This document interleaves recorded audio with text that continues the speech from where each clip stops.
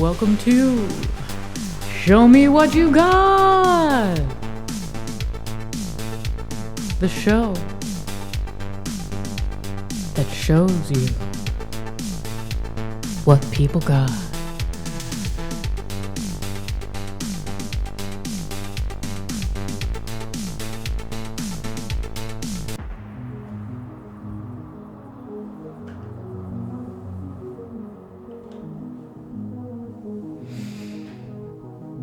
Good morning, good afternoon, good evening, or good night.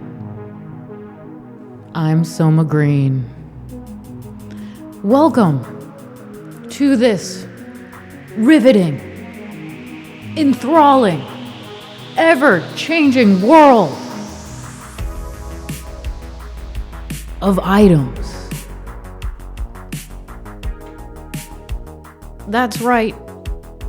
You've stumbled upon something quite different. Something quite extraordinary. In this program, I'm going to be showing you people.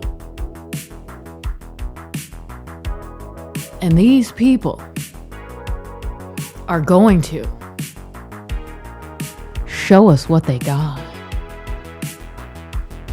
All right, how is everybody doing today? It is a good day. I'm glad you got here early, because that's how you get the most attention. Hey, Odd. Hey, Yawn. Hey, Blackberry. Hey, Hagginator. Hey, Jokester. Jermaine Banter. Yes. Thank you, Jermaine. Thank you for the resub. Yes. Thank you so much. Hello, Space. Hey, Standard. JW Barry was on our show last week.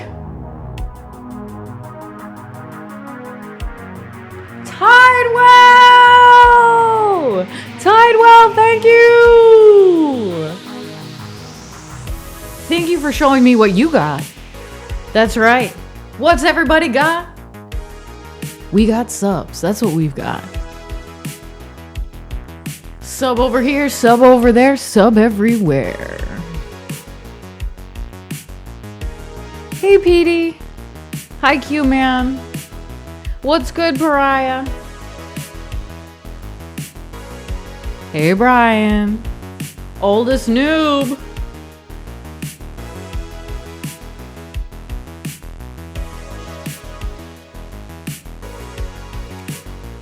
Hey, Drew. We're doing okay? Well, pretty soon, you're going to be doing better than okay, because pretty soon, we're going to be... Show me what you got in! That's right, today is a Thursday. And every Thursday this month, between 5 and 8 p.m. Eastern Standard Time, we're going to be showing you what we got. What does this mean? What does this mean, right? This is like virtual show and tell. In the beginning, I have celebrity guests on. and we talk about their item and a little bit about them. And then we open it up to the audience. That's right. Do you want to be on the show? You can. You can show us what you got. All you have to do is use Guest Star. What is Guest Star? Guest Star is the new service that is integrated right into Twitch. So all you have to do is accept an invite and bam, you're in. They do have you verify your telephone number. So there's that. I have now verified my telephone number, even though I was already partnered. I still went in and verified my telephone number. Hey, Len V2. Hey, Big Dog. Hey, Pubertas. Yeah. No, this is fun. The lineup for today is so exciting. I'm very excited about all the guests that I have on today. I know you're going to love them all. Yes. Pubertas, thank you for the bits. If you don't have a phone, well then borrow one. I wonder if you can do it with a landline. Right? Speaking of landlines, the first item I'm going to show you today is quite the relic. Some of the members of the audience today will not know what this is. And I know that's baffling to some other members of the audience, but no. There are going to be people that don't know what this is. So I'm going to show you what I got!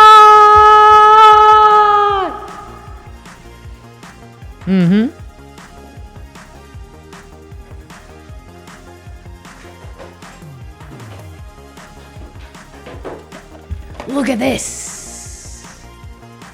Do you know what this is? Anyone?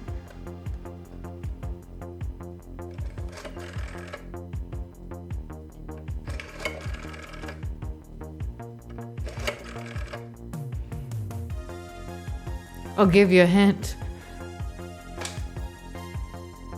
Hello? Yes! This is a rotary phone. I can still make phone calls with this. Hypothetically, I haven't tried it recently, but part of the reason why I was able to acquire this phone is because in the 2000s, when the power would go out, if you were the type of family that had all of those like portable phones, that would mean your phones would stop working too, because they relied on electricity.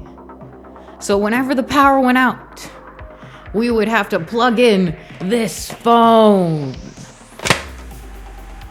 Otherwise, we wouldn't get phone calls. Haha!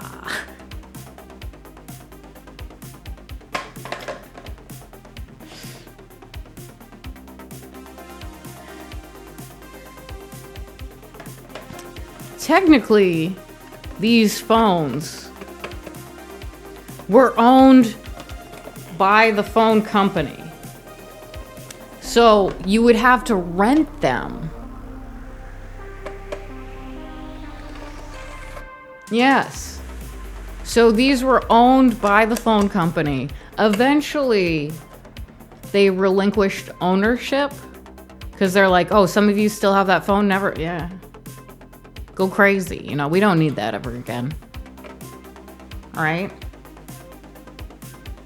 So I don't currently have a landline, but if anybody does, I'm coming over. Let's test this phone.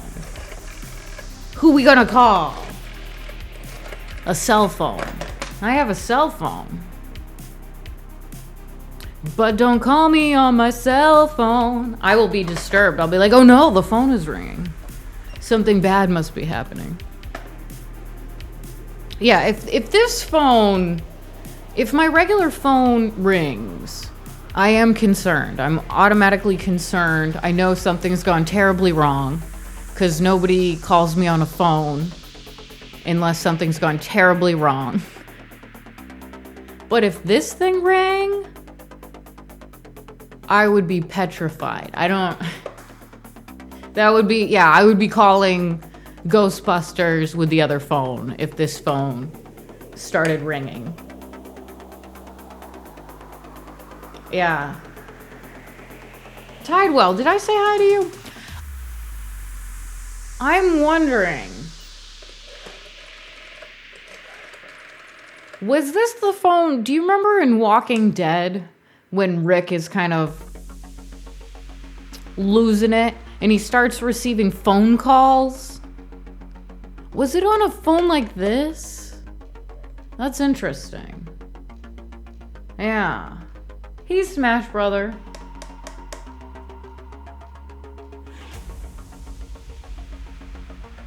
The call is coming from inside the house. That would be scary too. Hey, Din Man. Hey, Hot Dog. But yeah, I love this thing. Anytime I'm doing a role play that's supposed to be in the 70s or 80s, usually the 70s. I have another phone I was using. I have another phone that's more 80s. So if it's like 70s. Herb Smoke, thank you for the resub. Thank you so much. Yeah, if it's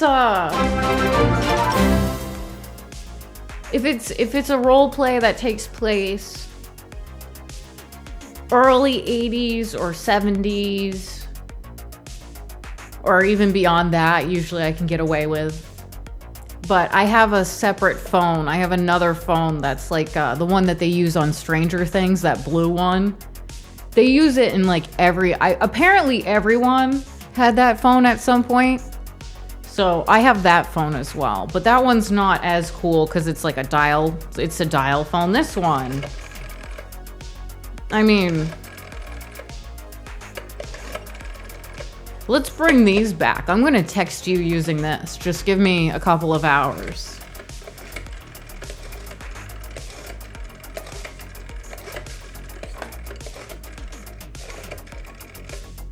Right?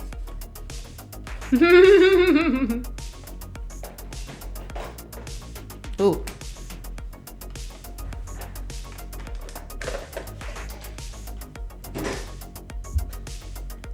Yeah.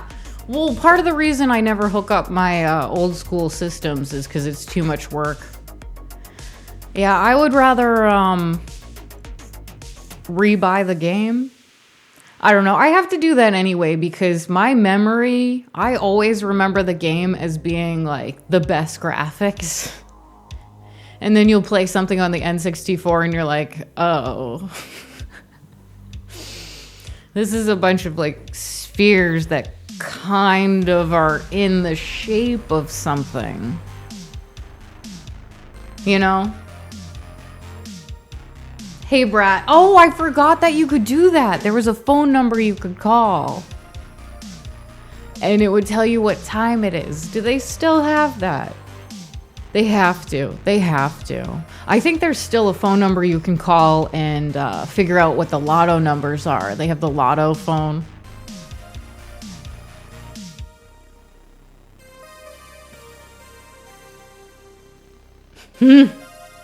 Hang up on people? Well, now they know you've hung up on them because they hear the click. I mean, in modern times, don't you just go, oh, the signal's bad.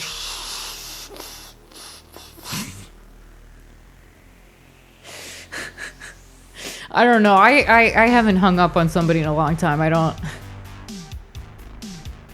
Movie phone. Yes. What times the movies are playing. Quick, let me write it down. Oh my lord.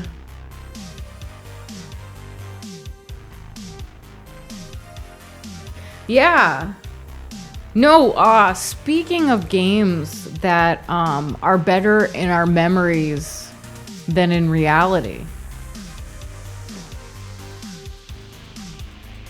I have one more thing I'm going to show you before I bring my first guest on. This is just the box of Silent Hill 2. You can see it. I didn't, but someone in my family bought it used. I don't actually believe this was bought at GameStop. I believe this was bought at a place called EB Games, actually, which is pretty much the same place. Yeah. Eventually, GameStop ate EB Games. They also ate ThinkGeek. Yeah. So they bought a bunch of other companies too at some point, but none of that really worked out. I don't know if they kept them. They were selling cell phones at one point. Remember that? But this game, they're remaking it. This is Silent Hill 2. I always think it's for the PlayStation 3, but it's actually for the PlayStation 2.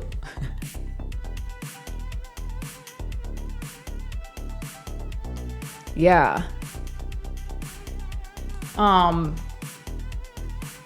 Yeah, lots of announcements about them remaking the Silent Hill series. People get hyped about this series. You either are obsessed and think one of the Silent Hill games is the best game of all time. I fall into that category. I think this game is the best game of all time, even though the mechanics are the worst. Like when you're walking around, the camera randomly changes where it is, and this is before they fix that. So you'll just be walking and then all of a sudden you're like in a complete different point of view. It's kind of like Watch Dogs in that way. In that respect. Yeah.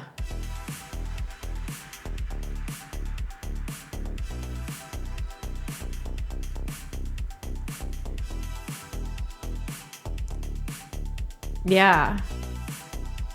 No, but the reason why this game sticks out for me is because of the storyline and how terrifying this game was. Like, I started playing this game as a little girl, and there is actually a little girl that runs around in the game. Surprisingly, a lot of people forget that character. If they don't bring her back, I'm gonna be so mad. But there's a random little girl who's running around Silent Hill. Silent Hill, if you're unaware, it's kind of like a lot of the first Resident Evil games are similar. With Silent Hill, it's limited world, open world, somewhat puzzle games, also fighting. You can adjust the level of difficulty, I believe. This is coming out again this year, or later this year, so I'm gonna buy it again, because, I'm remembering this from my childhood. But the monsters, you've heard of Triangle Head, that's from this.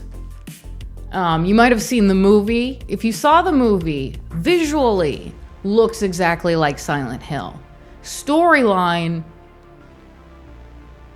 absolute opposite of that. So, yeah. I mean, there's some elements that overlap, but the overall, there was a lot of this game that I didn't quite understand as a little kid either. The people who made this game and wrote the story did such a good job. And unfortunately, they only kept this staff for like 2 of the games, and then they got rid of them after that. So they made it more about the gameplay itself and less about the storyline, which was the best part of it. When I first started playing it, I was so scared that I was afraid to die. And that was the first time that had ever happened to me in a video game where I'm like, I can't die.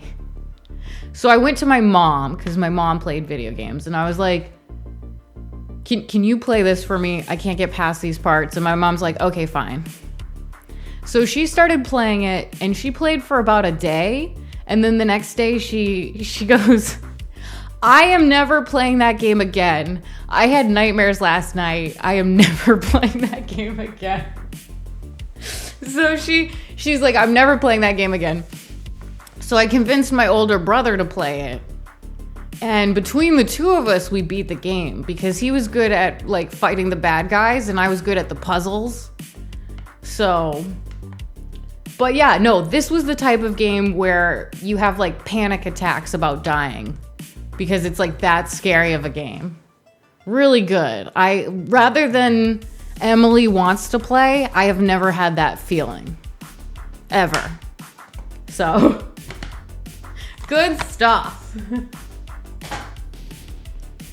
But speaking of good stuff, I am sure that we have some guests today that will have some good stuff as well.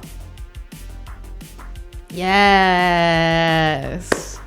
Let's get ready to bring somebody on because it's about that time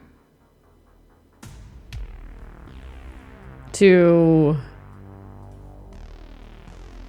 show me what you got.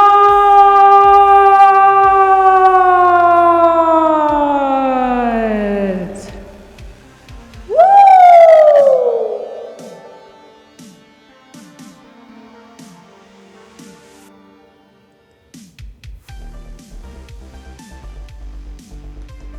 Yes, welcome to Show Me What You Got, the show where people show what they've got. I am your host, Soma Green. And let's get ready for our first guest. If you want to join the game today, you can. You can using Guest Star. And we will be excited to have you.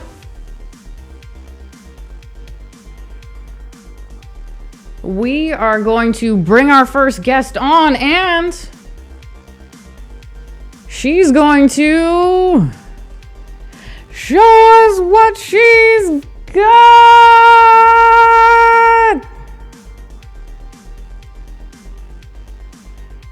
All right.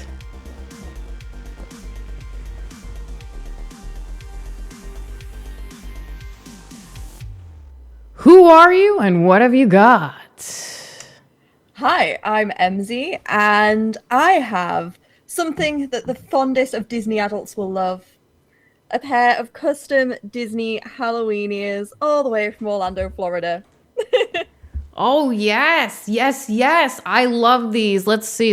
And we've got both sides on them too, I think, right? Yes, so it's actually from Mickey's Not So Scary Halloween Party that I went to this year. And I got these made custom, matching with a pair that my friend had made at the same time. And it was our first trip back to Orlando since pre-disease. Yeah. Wow, that's exciting. The not so spooky Halloween was that one in Disneyland or Disney World? World. It Ooh. was World. And I actually won a prize for being the best costume of the night, wearing these ears. I think I might have a picture of you in the outfit that you wore for that. I can show the audience here. There we go. At Disney, wearing the ears. I love it. I love this outfit. I was going to ask you if you ever did some Disney bounding, and I guess the answer is yes. Yeah, so it's the one night a year you can actually dress up fully at Disney. Mm-hmm. So I was very excited for one that I won a prize, for two that I was wearing these ears. Yes. And then a week later, like the next week, we went to Universal. I had these ears in my bag, and I decided these ears are lucky because we were gonna miss out on one of the rides. And then a really nice couple just walked up to us and goes, "Here." Like, I had these in my bag, and they just walked up and they just went. I was literally rooting through my bag, pulled them out. I found out, just went, "Oh, you're not staying here, are you? Here, take these passes." And we're like, it was nearly the end of the day. We're like, "Are you sure?" Because they're worth a lot of money. And we were like, "Are you sure?" And they were like, "Yeah, take them." So I'd already like won a prize. Then I got that, and I was just like, "Okay, this is it. These ears were fate now." Talk about magical days. Yes, yes. Wow, wow.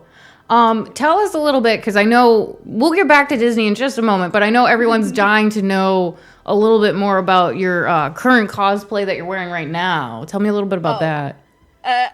I'm Carnage Gwen. This is actually a test run cosplay for something I plan to cosplay at a convention soon. I haven't painted this paint before for my face, and today was a first go, so we love experimenting. Oh my goodness. I love it. I love it. And I do love your cosplays. We'll put a pin in that for now. We'll come back to that. But I did want to ask you, when you did go to Disney, do you have a favorite Disney like ride that you try to go to, or one that stands out for you? Mine is Flight of Passage. It's the Avatar ride, and it makes you feel like you're flying on the back of an actual like banshee that's in the movie, and it's like, it makes you feel so like, I don't know how stupid, but it makes you feel really alive. Like, you get such a rush of like adrenaline while it happens. Then you get off and you actually feel a little bit sad that it's over. You're like, oh, that's it. I want to go again, please.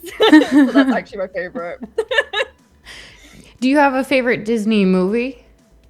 Mine's Mulan. I've always been a Mulan gal because Mushu just calls to my heart. Sass level, I was like, I love you, and that was it. The little dragon, I love him. She's just so sassy. I mean, obviously that Halloween party was a big deal. Do you have any other trips or days that stick out for you as far as like Disney visits that you've done?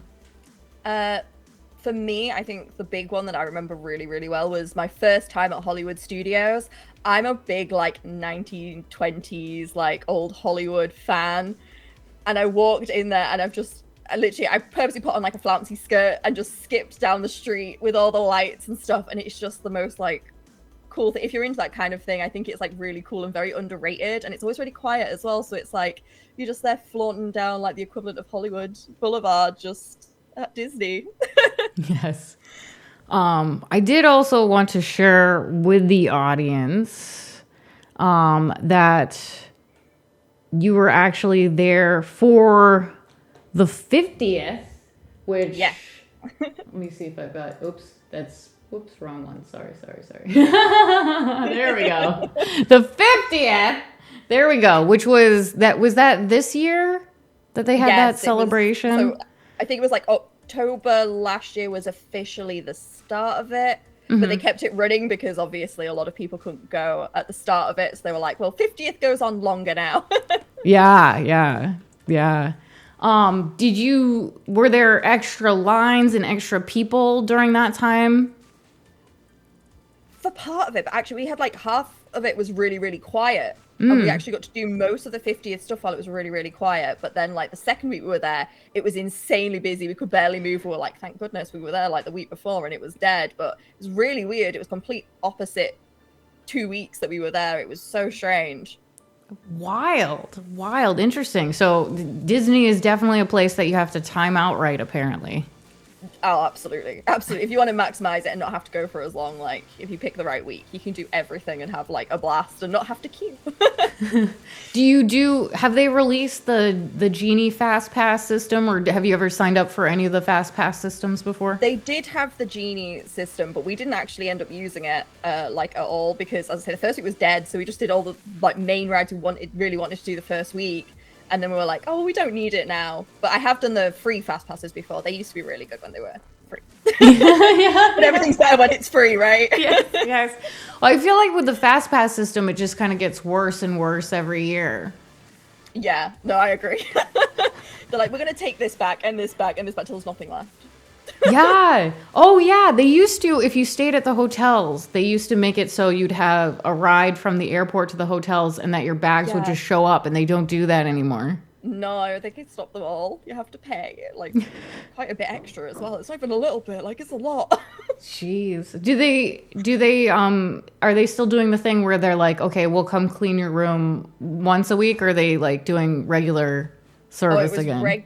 It was regular. They were doing regular security checks when we were there, and so we were literally chilling in the room one day, and they came knocking on the door. And we need to do a security. It was like 2 PM, and we're just like trying to have an afternoon nap, you know. Yeah. And they came knocking on the door and went, "We need to do a security check." We're like, "What?" They're like, "Yeah, we've been doing them every day," and we're sat there like, "What? What do you think we're doing in here?"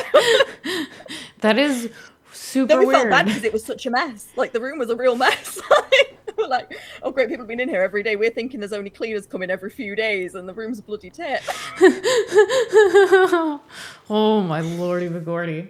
Well, anyway, we should circle back around to your cosplay. I wanted to show people some of the cosplays that you've done. I'm really impressed with them. Like we have the nurse that freaks me out, and the bride thing that freaks me out, and the thing with the black eyes that freaks me out.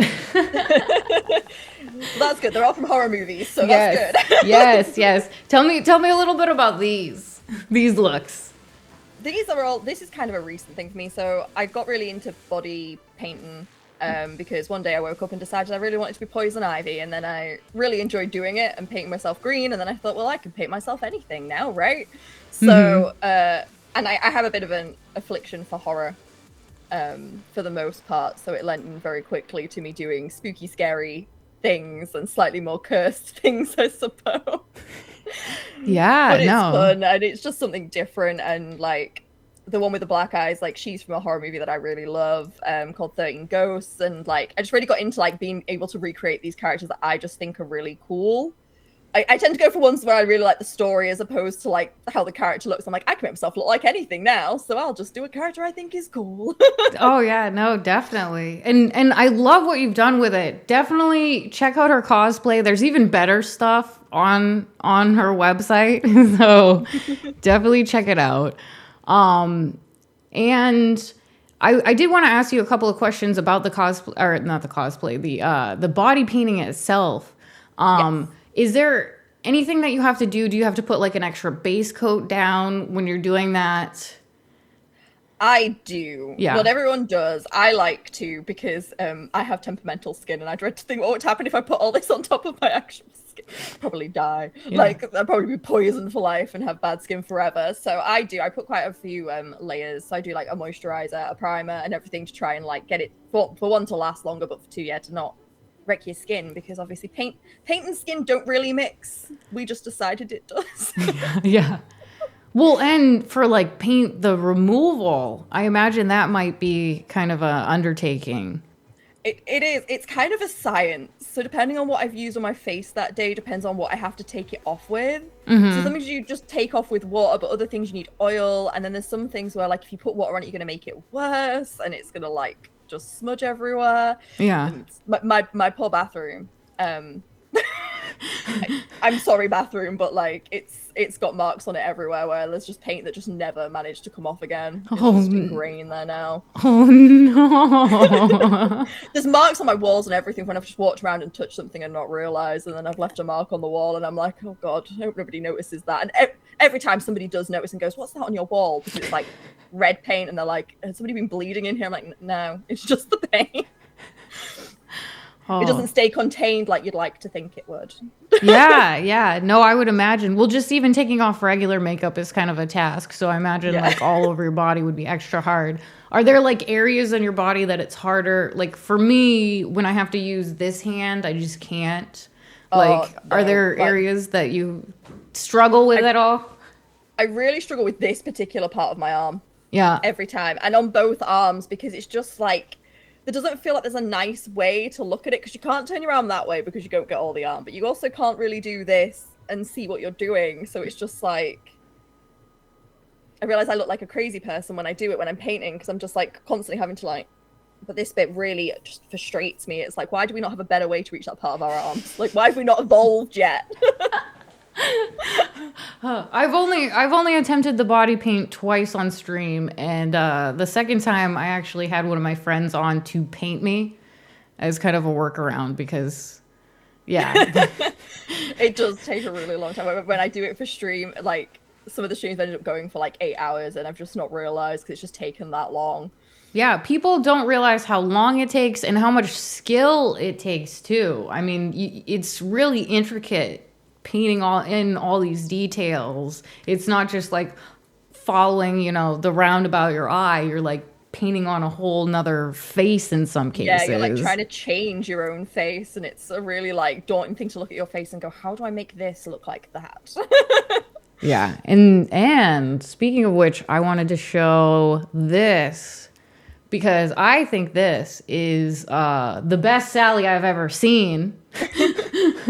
This is Sally from Nightmare Before Christmas. I myself have attempted this cosplay before. This is by far look at how good this is. Look at how impressive this is. That was my first try for her as well. First try. Yeah, because I want to cosplay her in full and do like my legs and stuff as well for it and do the whole thing. And I was like, for stream for Halloween, I was like, I'll just try it. If it goes wrong, I just won't do it again. Yeah. No, I loved this. I thought it was great. Very, very impressive. Had to show everybody that. And it's somewhat Disney related. So it is. When you're actually painting on yourself, do you ever do like test spots or do you like do a practice run or is it just like all or nothing every time you go into it? I wish I did. Because obviously like I do work a full-time job as well as doing other stuff. Yeah. Generally when I sit down, it's the only time I've got to try, so I just go all in because it's like if I don't try it all in now, I'm not going to get the chance probably to try again for like another week. So I just go, do you know what? Caution to the wind. Let's try it, and if I don't like it, I just put it on the list to like go again. Like because they're like different skills you learn from different paints. So like there's certain skills that I don't know yet, or I'm like still learning. So when I do those paints, I do just kind of go to myself, if it doesn't work, we'll try again when that skill's a little bit better. Right. So I know that on your stream, speaking of your stream, you also do a little bit of Just Dance. I do like a dance. Do you have a favorite song or dance that you get into when you're playing the game? We have a guilty pleasure song, which is Chacaron. I actually really like the song. Everyone thinks it's a meme, but personally, I actually really like it. And everyone's always like, you can't really like it. I'm like, no, but I do, though. For those of you who don't know, that's the wavy arm balloon guy. The the wacky wavy dance where it's like, It sounds crazy, but it's so fun to do. To just waft your arms about and score points to win. I love it. No, I like that's your favorite. Have you ever tried? I've seen some of the people do some of the dances like in public. Have you ever gone out and done that yet? No. God no. Oh gosh, I don't think anyone could pay me enough. Especially where I live, I don't think it'd be well received here if I was just dancing in public on the street. I think I'd get some funny. I get funny looks anyway when I go out in cosplay sometimes. I don't know if I could. Don't know if I'm brave enough. I admire the people who can though, because like, oh my gosh, like my soul could never. But it's cool when I see people do it because some of the backgrounds they get compared to like a room background is really cool. Yeah. Do you have any cosplays that you're thinking about doing in the future, or any ones coming up that you're excited for? So I am finishing up my Avatar Na'vi cosplay. So that I'm hoping to do at the same time as the movie release. So I'm very excited for that. And then I have a Just Dance Coach cosplay coming up as well. And I'm trying to do Widowmaker from Overwatch as my first. I've never done an armor build before, and I'm trying to learn to craft armor by doing Widowmaker. So they all involve paint as well, just to like, Can't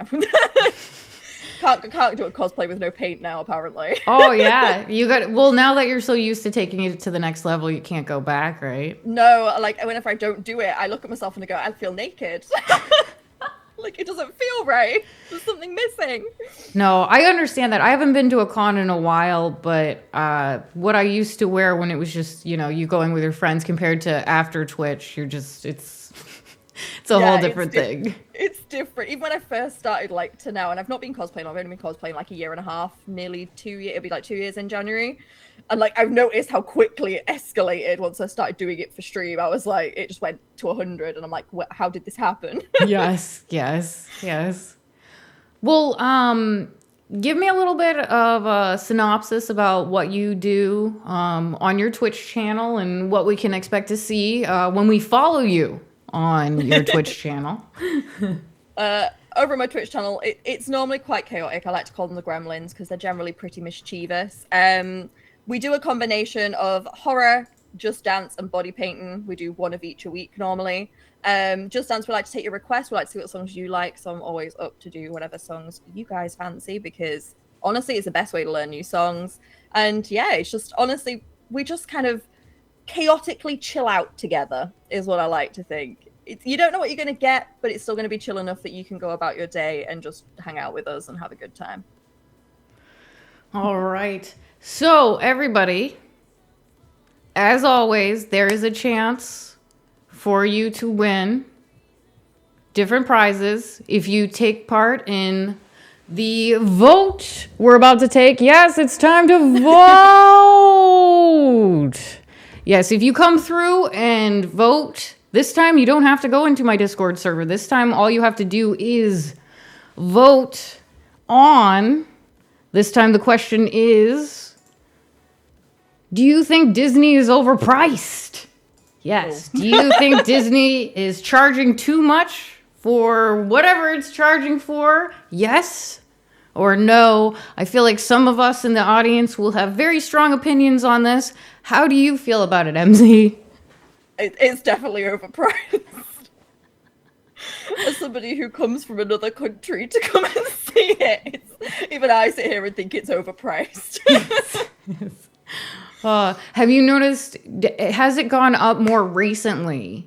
Loads. Yeah. Like when we were there, it's the most expensive it's ever been. I cannot confess how much money I spent on these ears because I don't want to think about it because I think I have flashbacks to paying that money and think, oh my goodness, because I don't remember ears ever being that much money, but it's Disney and they can. Yeah.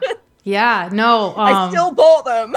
Yeah, no, I've seen ears that are like, I don't know how much the base price for the ears are, but I've seen the collector's ones are like $75 to $200 for some of the Disney ears. So that'll give you in the audience kind of a range.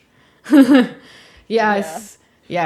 I have a couple of Disney ears, but they're just, one of them's just in the box. I have the Haunted Mansion one, so. Oh, but they're so pretty though. I wouldn't take that box either. Yeah. Well, I'd be like, they stay there forever now. Oh, yeah. Well, they had the jars from the Haunted Mansion with the ghosts in them.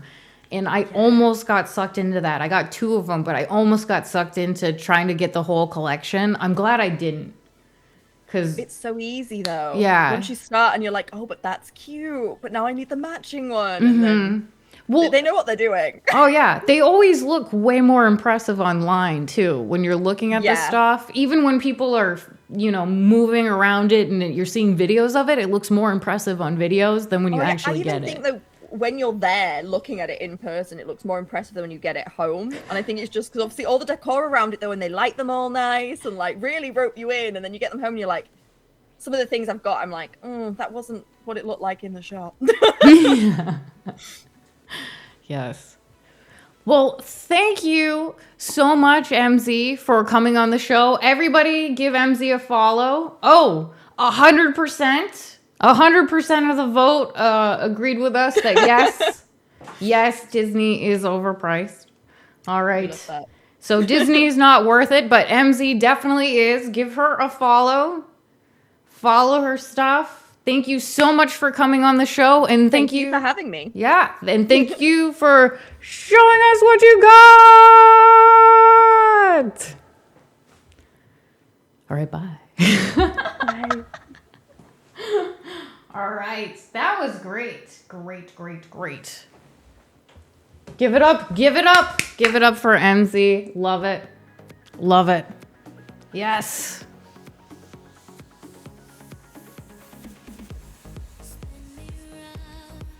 But don't worry. We have multiple celebrities on the show today. And we have another one coming very soon. But before we go there, I'm going to show you what I've got.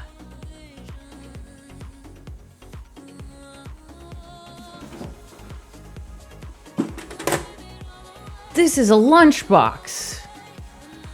A metal lunchbox. But why should we care, Soma? Because it's the 30th anniversary Capcom lunchbox. Yeah, that's right. I have never used this as an actual lunchbox, clearly. But it's got all your favorite characters on the front. Yeah. Oops. And even cooler, this never happens anymore. Bet you forgot even what this is. That's how rare this happens.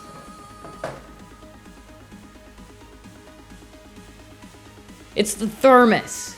It's a thermos.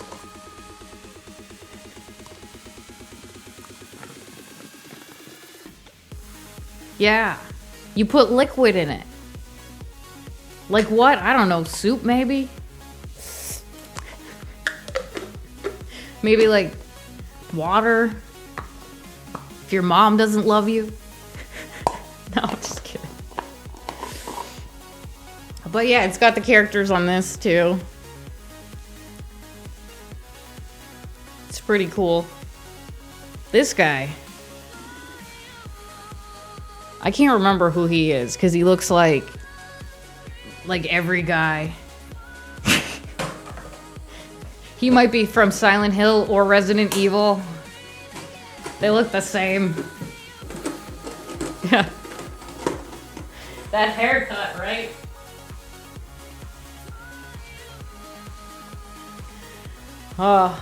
Oops.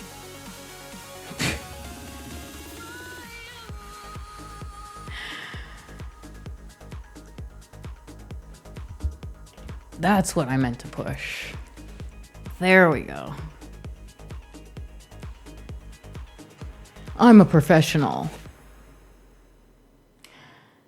Let's get ready for our next guest.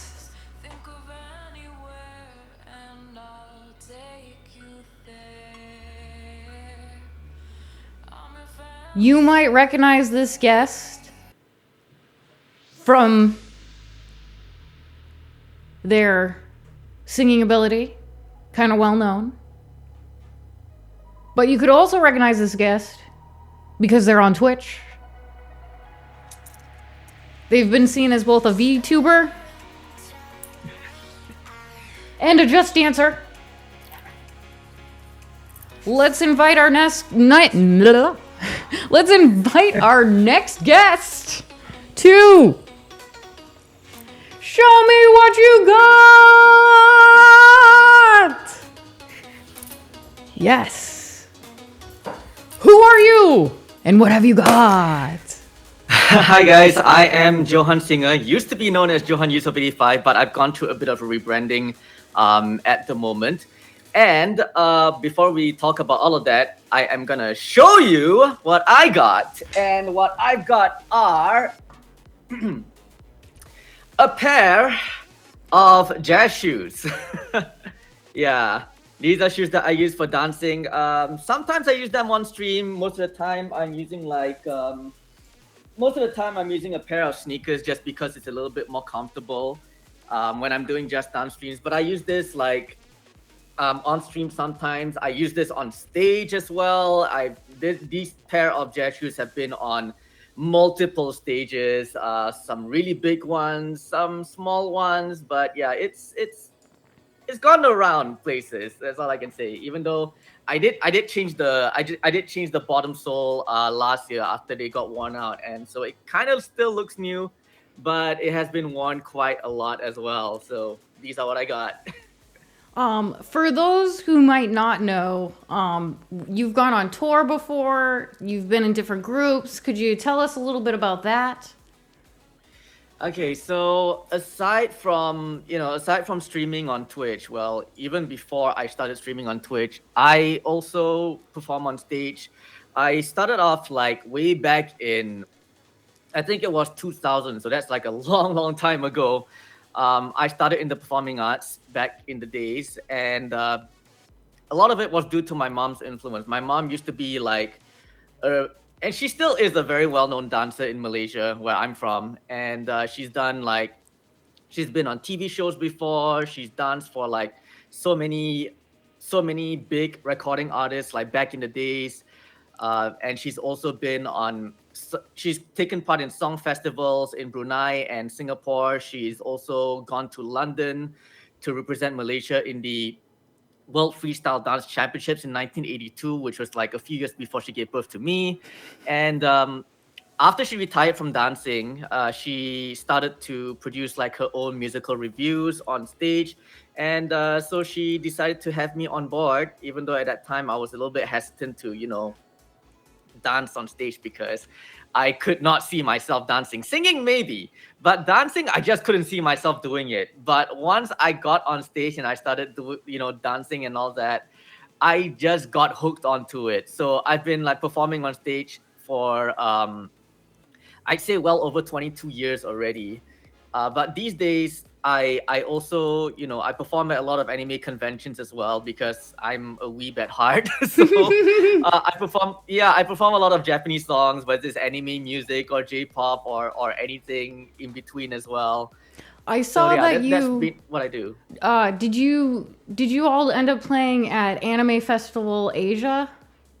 Yes, so Anime Festival Asia is actually the next convention I'm going to, which is actually later this month, and it is considered to be the biggest anime convention in all of Southeast Asia, which is the region where I'm from, and it's not easy to get a spot on that stage. So on the Akiba stage at the very least, which is where a lot of the local performers from Singapore as Malaysia also get to perform there. So it's really an honor and privilege to be invited to perform at such a huge event. And I can't wait to go down to Singapore for Anime Festival Asia. I think it's going to be a lot of fun, and I get to see a lot of my friends from Singapore as well again. So I'm really, really looking forward to it. Do you have any other events coming up, or like singing events, or things that are coming up within the next within the next year? Next year, I'm not too sure, but fingers crossed, hopefully I'll get more gigs. I mean, the world is starting to open up a little bit more now. Events and conventions are starting to they're starting to blossom again like it did pre-COVID as well. So hopefully, if luck is on my side and if opportunities arise, hopefully I'll get to be on the stage a little bit more next year as well. But for now, I think I'll just focus on finishing off the year with Anime Festival Asia, and if I'm fortunate, maybe there might be a gig or two in December. I don't know, but we'll see how it goes. I did see that one of your first performances was at a mall. Here in America, that's where all of our pop stars start out singing, is going to malls and stuff. Mm-hmm. What was? I performed at a lot of malls. Yeah, Yeah. I would imagine. It's good though. I mean, yeah, it's good because like if you perform like in like say a public open space where it's free entry, you get a lot of people just passing by and they're seeing something happening on stage, then they'll just stop by and watch. So that's probably one of the good things about performing at malls and like open public spaces as well. What's that like? Is it more nerve-wracking because you're closer up to people, or is it less somehow? To be honest, it still gets very nerve-wracking for me before I go on stage every single time. Even to this day, I get nervous. I mean, I've been doing this for almost 22 years, or for over 22 years, and it still gets very, very nerve-wracking for me because I have lyrics to think about. If I'm dancing, I've got choreographies to think about as well. So I still get into being a nervous wreck. Although, most of the time I'm like, I try not to let it bother me. But the moment I get on stage, I just like not think about all of this stuff and just do my thing. And if it turns out well, great. If not, we all have our good days and bad days. Um, but I've gotten so used to performing in public open spaces that it's not much of a difference. Even if I'm performing in a mall with like so many people, even if they're like very, very close by as well, I'm not really. It doesn't really bother me so much. I mean, it's part and parcel of what we do as stage performers and singers and dancers as well. So I'm really appreciative of that. Katie Benz, thank you for the raid. Thank you so much. Katie is going to be on the show next week, next Thursday. So if you are a fan, welcome Raiders. Definitely come check us out again for that. Yes. Well, Johan, I can't imagine you ever even singing a dull note. I have seen you perform, and let me tell you, audience, this gentleman has the most amazing voice ever. He is a pop star in his country. Give it up for him. But he also does Twitch. Yes, occasionally he will grace us with his presence on Twitch. And as part of that, I saw recently that you've been trying out a VTube persona. I have a pic here that I can show everybody. There's you and your VTube. Tell me a little bit about that. All right, so I'll be very honest. Initially, I didn't really want to get into VTubing because, I'm so used to showing myself on camera, on stream for like the past 4 years that I've been streaming already. So I wasn't too sure about, getting into VTubing, but a very good friend of mine, a very close friend of mine, pretty much pulled a Don Vito Corleone on me and made me an offer I can't refuse. So in the end, I decided, okay, let's give this a shot and see how it goes. I haven't debuted the VTuber yet. So the VTuber's name is Sang Singer. Singer is actually the Malay word for lion. And I chose that name because, well, a lot of people call me a lion because, I used to have like super long hair. And even then, people still call me a lion to this day as well. So, so Singer is definitely like... he's going to be debuting sometime in December. I have no idea when in December, but he's definitely going to be debuting at some point in time. And I'm really looking forward to showing you guys a lot of what he can do. And I know a lot of people have been asking, why didn't you create like a separate account? One for yourself, one for Singer as well. And the reason for that is because number one, me being dyslexic and having ADHD, the idea of managing 2 Twitch accounts is a bit too much for me. Yes. Or having to manage like 2 different social accounts for two different personas. And another is because I like the whole Jekyll and Hyde aspect to it as well. So, I'm trying to like develop Singer in such a way that he is completely different from who Johan Yusuf is. So if you see me as myself, you get you get what you see is what you get. But if you see Singer, he's probably going to be a very different beast altogether, for lack of a better term. Yeah. Yeah. Well, that does bring us to our vote for this round. Yes, vote. We're having votes throughout the show today. If you participate in any of these votes, you are entered to win a prize. I'll tell you a little bit about that later. But the next vote is going to be, if you were forced to stream right now, would you stream as a VTuber? On camera or with no camera? It's up to you, the audience. Would you be a VTuber? Would you be on camera? Or would you do no cam? And what happens if you participate in this vote? Well, you can win the Show Me What You Got t-shirts. Or even better, you can win a Froggy. That's right, you can win a Froggy from Froggy Show. All you have to do Oh wow. is vote. Yeah, no, I know. Froggy is going to be a guest on the show later. So, when the vote comes up, there it is. If you are in the chat, just click the buttons and you are entered to win. That's all it takes. All right. So, you also do a little bit of Just Dance. So, we should mention that a little bit. I'm part of Little. Yeah, I'm part of Little Siha's center stage stream team as well, which is pretty awesome. I'm pretty much the only Malaysian invited so far, so it's been an absolute honor and privilege as well. Yeah, Just Dance has been. So basically, what happened was that when the pandemic happened and all the events and conventions stopped happening, I was kind of like deprived from performing on stage. I had Twitch things at least. Rest in peace, Twitch things. But I also wanted to dance as well. And then something just clicked in my head where I'm like, hey, what if we do Just Dance streams instead? So I bought a demo for Just Dance 2020 on my PS4, and I had no idea.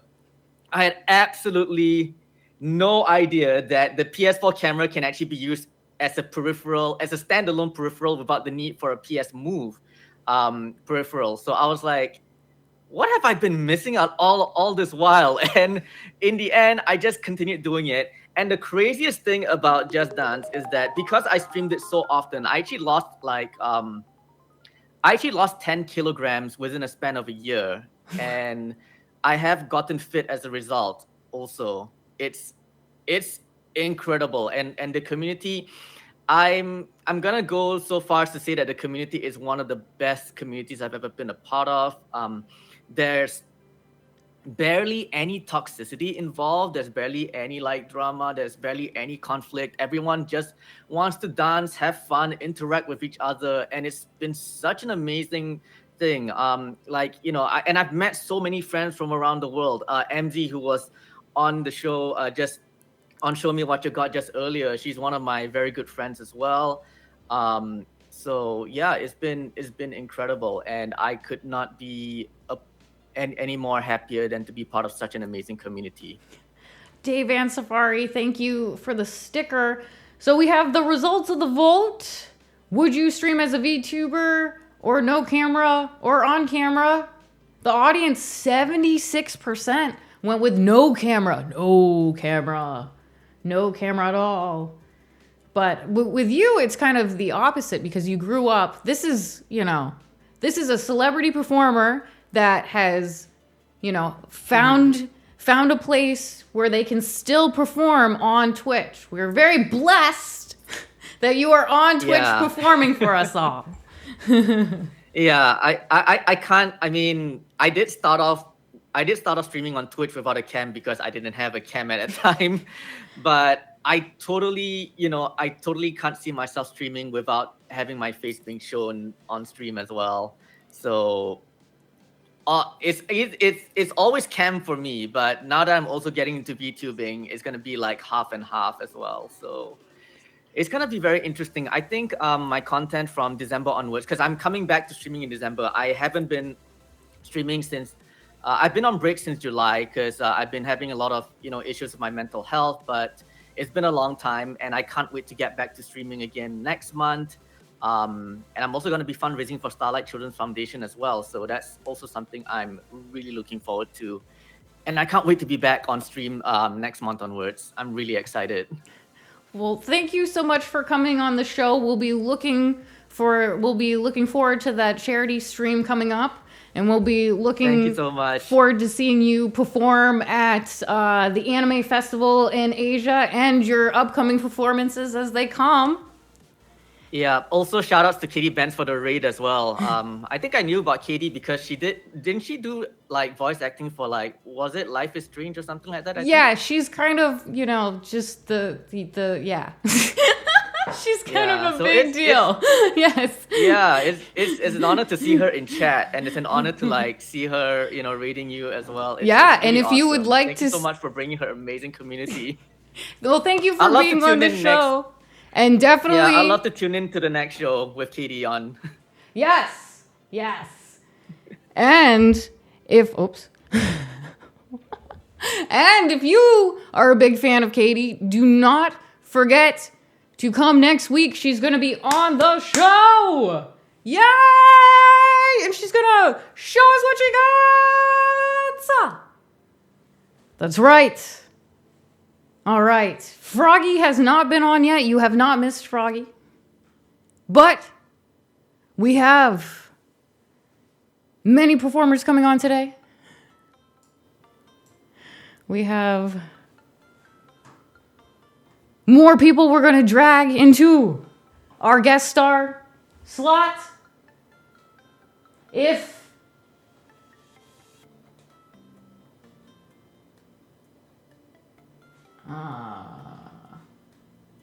There we go. There we go. No problem. If you want to be on today's show, don't forget to check out Guest Star. That's right, Guest Star is built right into Twitch. So you already have it. Once you verify your phone number, you can use it. You can come on the show. Yeah. And if you come on the show, you have a chance of winning. There are multiple prizes that we're giving away today. We are giving the ever-coveted Show Me What You Got shirts.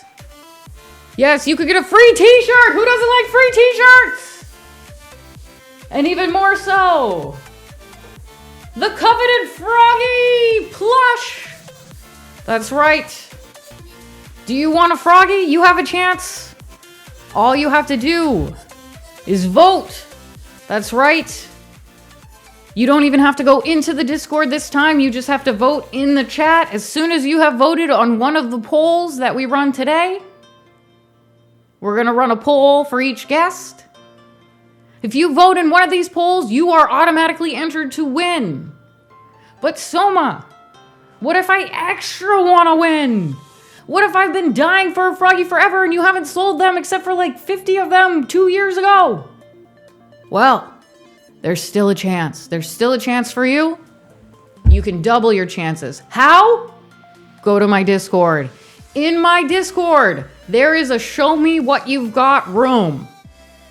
Anytime between now and next Thursday, you can post a picture of something that you've got. If you post a picture of something that you've got, family friendly, TOS okay, you're entered to win, and fewer people do that, so your chances, so good. That's right. Welcome to Show Me What You Got, the show that shows people what we've got. I'm your host, Soma Green. I'm going to give you a little bit more about how this show came to be. Now, of course, we couldn't do this show without guest star. But where did the idea blossom from? Mr. Coffee Break, thank you for gifting that sub. Welcome to the Soma Addicts MZ. Thank you, Mr. Coffee Break.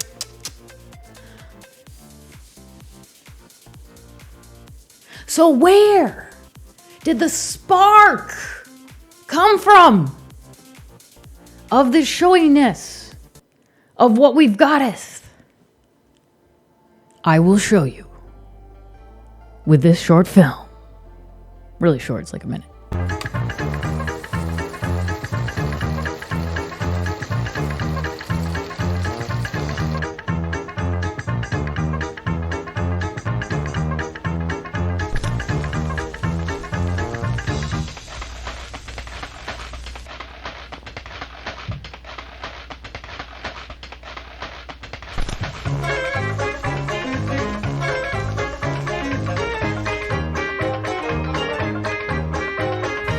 Yep, that's right. This is Show Me What You Got, the show where I show you what we've got. Mr. Coffee Break, thank you for gifting another 2 subs. Thank you so much. Welcome to the Soma Addicts new members.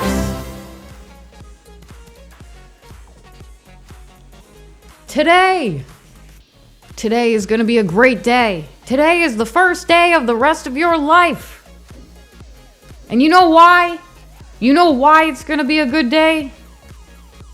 Because we're going to have people on that are going to show me what you got.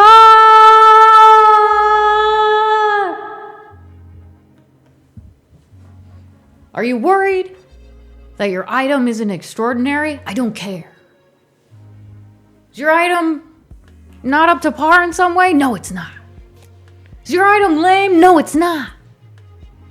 Because it's not about the item. It's about you. That's right. Hi, Ash. Up next.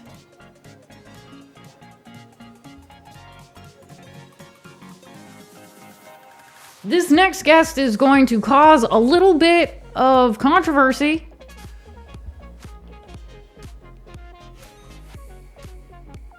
They're quite known in some circles, completely unknown in others, depending on where in tech you fall. Former Twitch streamer who says he'll still occasionally do it.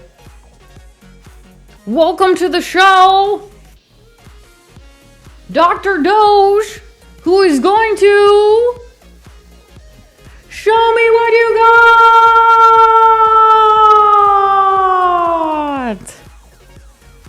I was going to say, first of all, is the audio working this time? Yes, we can hear you. Excellent. I checked like 17 times. So, I have a book. All right. We've got a book. What is this book? What about this book draws you in? Well, and actually the back's also really cute. But that's actually not why I like the book. So, there's a story to this book. About 6 months ago, a friend of mine went, hey, this MIT professor wrote a book, and there's a chapter on your weekend and evenings project. I was like, you're kidding me. So you're actually included in this book you just showed us. Yeah, hang on. I think I can see if I can find the chapter. So it helps if I explain that I used to work on Dogecoin. So this is a book about money and getting paid through the ages. And there is somewhere, although hopefully I can't find it right now. Oh, there we go. An entire chapter on Dogecoin. All right. What is your connection to Dogecoin exactly? So I co-led Dogecoin 2015 until early 2022. I'm still an advisor to the Dogecoin Foundation. I contributed a lot of code to it, and sort of just helped out a lot with the technical. I mean, there's a lot of people who contributed. Like, I don't want to say it's all me. There's lots of people. We're all equals. But yeah, so one of the key developers for Dogecoin for an extended period. Has Elon Musk been involved in Dogecoin? Oh, we're getting controversial. So basically in the ways that you see on Twitter, like, lots of people go, oh, is there something super secret? It's kind of, no, this is all out there. So in as much as he's given advice, he said, hey, you can make it 10 times faster, put 10 times the transactions through. There were 3 things he said. It's 10, 10, 10, 10. I can't remember the third one off the top of my head. But that's the sort of thing he said. Like, he's given us advice. He's definitely, put advice out there. Boosted the profile of the currency, yes. But in the way that I think a lot of people think of, where, are we having regular calls? Certainly not with me. How's that? So he is an advisor to the Dogecoin Foundation, but isn't like in regular calls with you. Yeah. Well, actually, I should say, so one of the people who works very closely with him is an advisor on Elon's behalf. Okay. Are you getting the Twitter verification? Oh, so I'm currently not. Like, I'm sulking because for years I've been trying to get verified, and they're a bit, yeah, we see that you're on Wikipedia, but that's not enough. We want more stuff before I verify you. So I'm kind of sulking about it. So no, not right now. Were you verified previously? No. Oh, no, I thought you were. Oh, I appreciate your confidence in me. I should have been. Is the verification process the same as it is, like, because I know some people really were struggling to get the verification, even knowing people. Is it the same as just paying for the badge? So I think it is just paying. Like, so I know one of the still active Dogecoin developers, Mitchie, actually paid for verification recently. And as far as I'm aware, the process is just you pay. They go, yes, we will verify that you paid us $8. Here's a nice little badge to put next to your name. Like, if you collect stickers, it's great. Hey, Did you see there's a white sticker version now, actually? yes, I did see that there's blue and white, but my favorite badge is my own. Yeah, if you want the best badge there is, don't forget to sub Soma Green. Become one of the Soma addicts. So a lot of times people are asking if somehow Dogecoin is going to be integrated into how you can tip through Twitter. Is that all speculative because of people's general promotion of Dogecoin? Because we all know that Elon is, trying to be one of the cool kids and tweeting to the Doge kids. But is that something that's actually going to happen, or is that just a hypothetical? Well, one of the amazing things out of cryptocurrency like Dogecoin is it's decentralized. So he can just do that if he wants to. He doesn't have to ask us for permission. So, I mean, certainly, possibly. I will say, I think I read an article today about Twitter getting some sort of licensing for money transfer. I don't remember the details. Like, there was an article, type Twitter money news into Google after this and see what comes up, I think is my advice there. But yeah, and it can be super exciting. And I'd love to see more services taking Dogecoin. Like, it was always designed to be this distributed, decentralized peer-to-peer payment system. Thank you for gifting that sub, Silver. Everybody give Faye a follow. That's one of Froggy's girlfriends over here. And so, Dogecoin is a cryptocurrency. Explain to the audience a little bit about what cryptocurrency is. So I think the idea of a cryptocurrency has evolved a lot. So let's start with the original one, Bitcoin. So Satoshi, who is an entity of some kind, I think was actually several people, announced this decentralized peer-to-peer money transfer system. It was sold as money, as cash, like a currency. I think really it's become an investment. And certainly in the early days, you've got other cryptocurrencies that launched. They're very similar. They're all decentralized. There's no mining of a section for the developers early on. So they're great ways to have something that like PayPal can't control. So if you fall out with PayPal, you can't use PayPal. There's no one to stop you using Dogecoin or Bitcoin. I mean, later ones do sound quite different, though. I think we get mixed up a lot with tokens that launch on something like Ethereum. And those are very different. Now, Ethereum is a smart contract platform, and you can put many different things on it, essentially. But yeah, so Dogecoin was, as I said, it's intended to be sort of PayPal but decentralized, so you don't have to trust a single central party. Mr. Coffee Break, thank you for gifting that sub. What do you think the creators of Dogecoin, Jackson and Billy, were trying to accomplish when they created Dogecoin? I think they were bored one weekend and possibly drunk and just wanted something to do. So Dogecoin was very much launching into Bitcoin's big second crash. And I think was a real commentary on the nature of Bitcoin, that it took itself too seriously. And they went, hey, the Doge meme is cool. And then they mocked up this image and went, that's cool. And they went, hey, we could just go one step further and write some code. And then yeeted it out there as a joke one weekend. So something that started as a joke kind of took on this whole other life.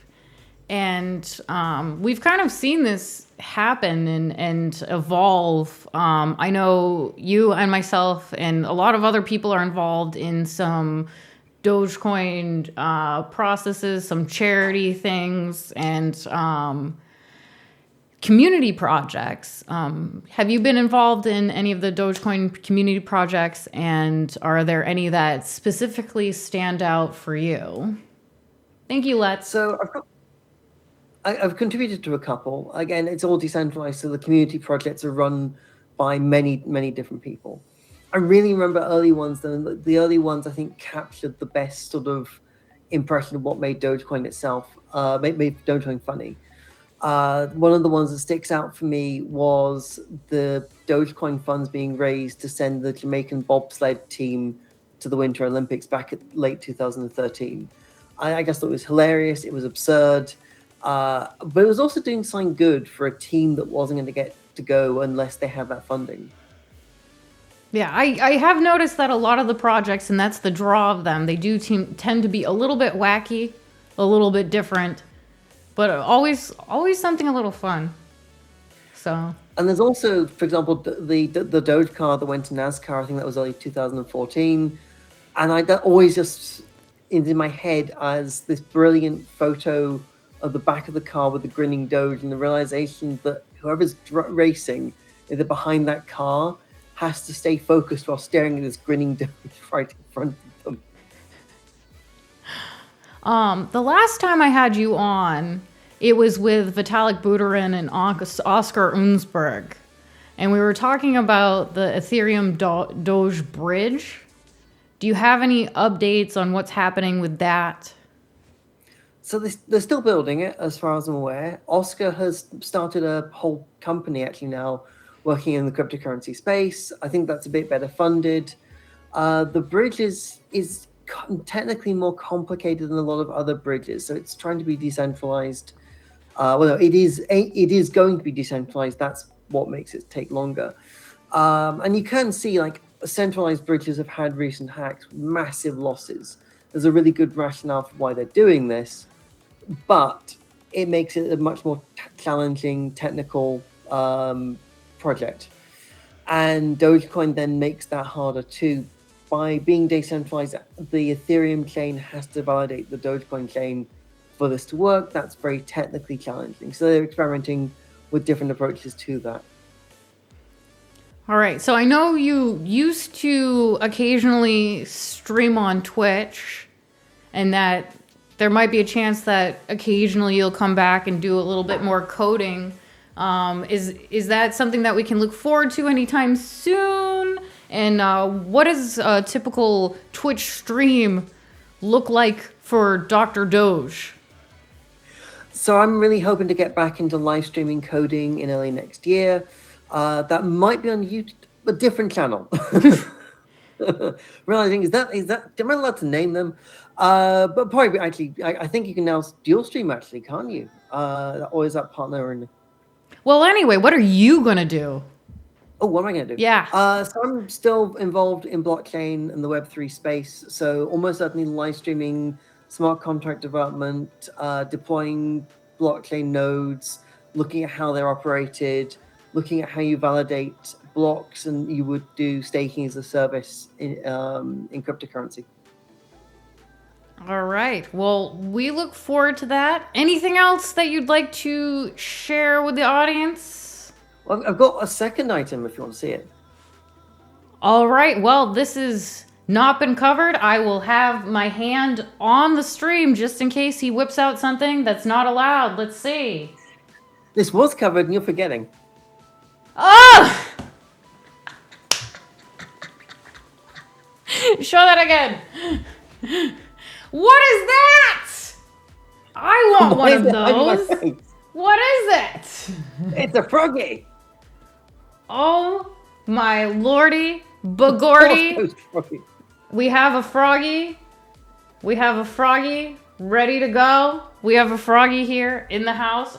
Wow, amazing. Amazing. That was, yeah, give Froggy a follow. But yeah, I do know that Froggy is, involved in a lot of different things, and It's helped with a lot of different cryptocurrencies over the years. Invented most of them and got ripped off by other people. So that's makes sense. Makes sense. All right, Ross. Thank you so much for coming on the show and hanging out with us today. We will see you next time, and we will look. Yeah, we'll look forward to the next time you stream on Twitch. Give Ross a follow. He is really Dr. Doge. This is not a character. Well, a little bit, but he's a real doctor. He really worked on Dogecoin. Thank you so much for coming on the show again and showing us what you got. There we go. Bye. All right. Dance break.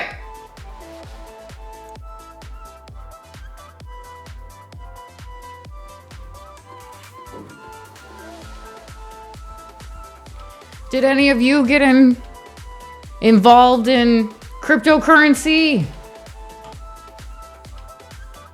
before the crash and ongoing crashes and all that, and continued crashing, all the crash and restabilizing and back to crashing? Yes. But the real question is, will you buy the Twitter verification badge? That's right. Our next vote. Vote. Vote, vote, vote, vote, vote. If you participate in the vote, you are automatically entered to win. You can vote right from the chat now. If you click on the voting thing when it comes up, you can click on your answer. And you are entered for a chance to win the coveted Show Me What You Got t-shirts. And you too could win a froggy. That's right. You could win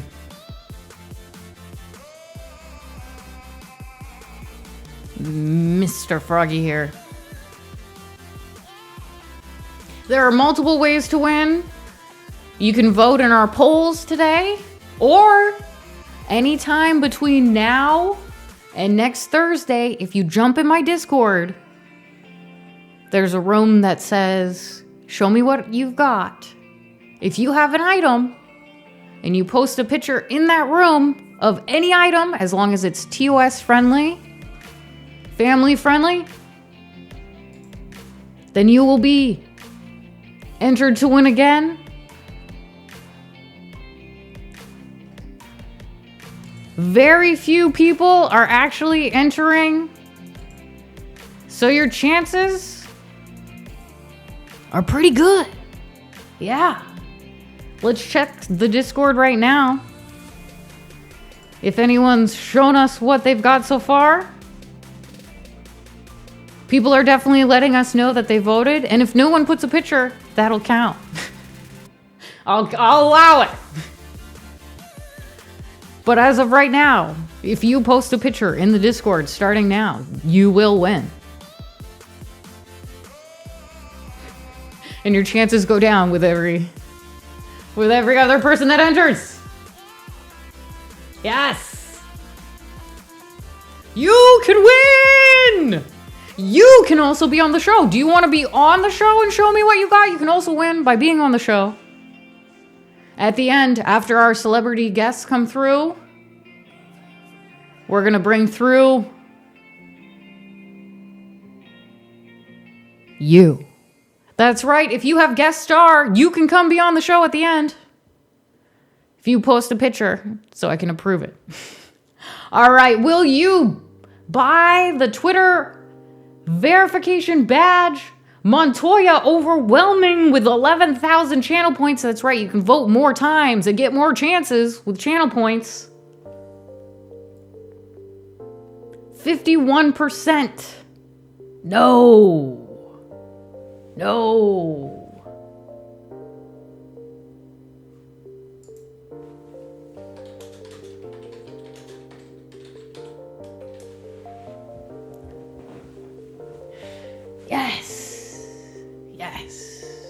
Do you think Twitter, this is not a poll, but do you think Twitter's just going to fall apart now?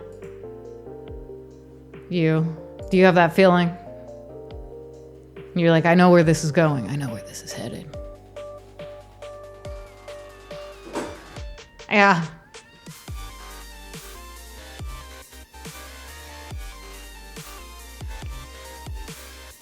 Well, before we bring on our next guest, I'm going to show you something that I've got. That's right. Check this out. This is quite the little nightmare.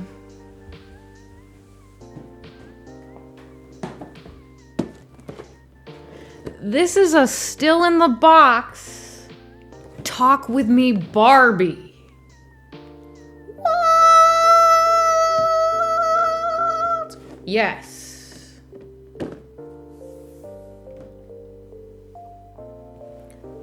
Who cares, Soma? Who cares about Barbie dolls? Let me tell you why. This Barbie doll is so special. You see her necklace? This is amazing technology, by the way. This came out in the early 2000s, okay? So her necklace communicates with her computer.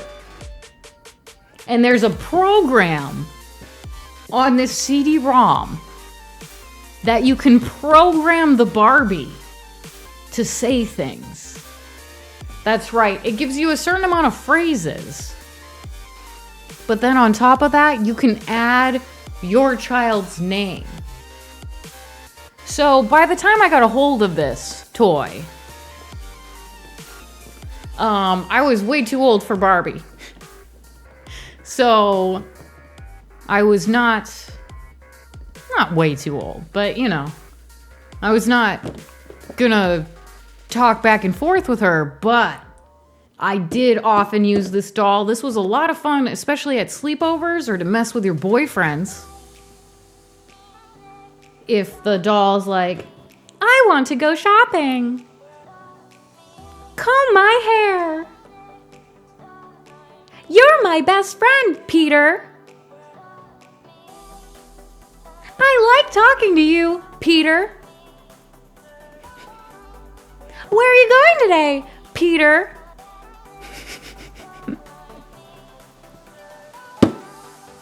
Can you imagine? Lots of fun, lots of fun. And at sleepovers, it's fun too. Yeah. Yeah. Always a good time. But don't worry. We're going to continue the good time because you're watching Show Me What You Got! That's right, it's Show Me What You Got, where people and other entities come on and show us what they've got. Now, our next guest, you may have seen his show before. He streams on Twitch. As you all know, he's super famous on his planet and most other planets. But unfortunately, not well known on Earth. We've got the Froggy Show on the show today. That is right. Froggy Show is up next. Froggy Show is making an appearance on the show to show us what he's got. Froggy, will you please show me what you got?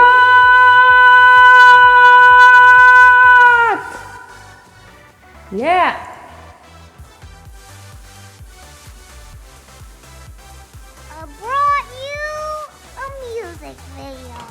Wait. What is this music video?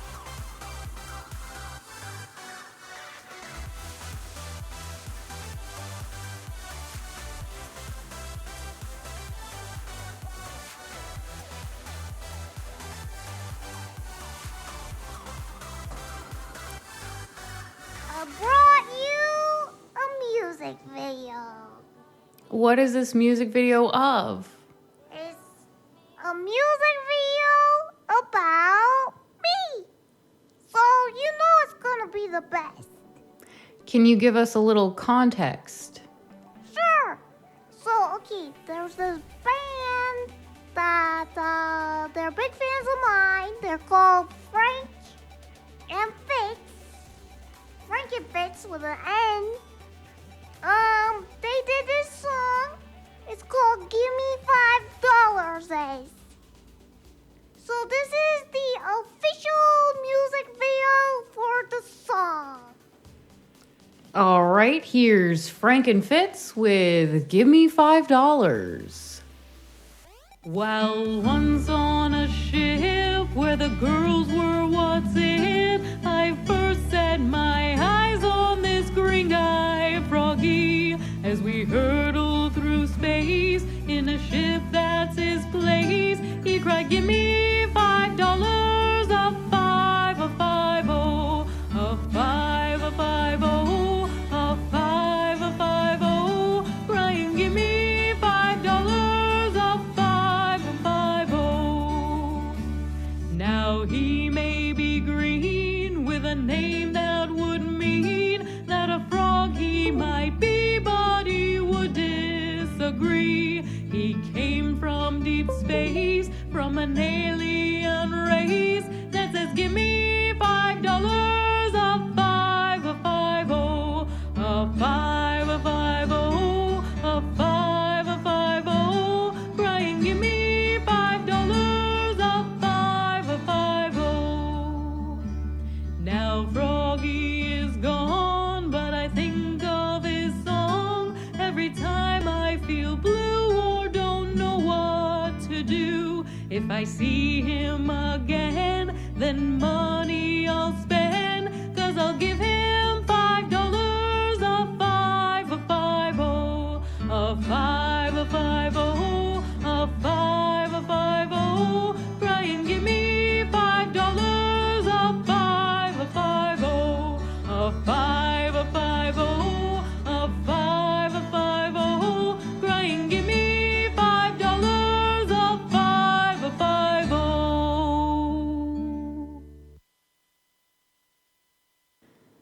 So I saw from that music video that you live on a ship, Froggy. Is that true? Yep. I live and travel on a spaceship. And you have humans that live with you? Yeah, I have humans that live with me sometimes, but none of them do right now. Why not keep the humans on the ship with you? I don't keep the humans on the ship with me because, humans aren't made for space. It's not good for them. They're of the Earth.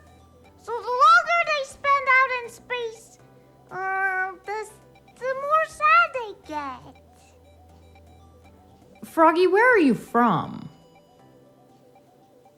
I'm from a planet in the Froggy Galaxy called Froggy World. It's the place where all the froggies live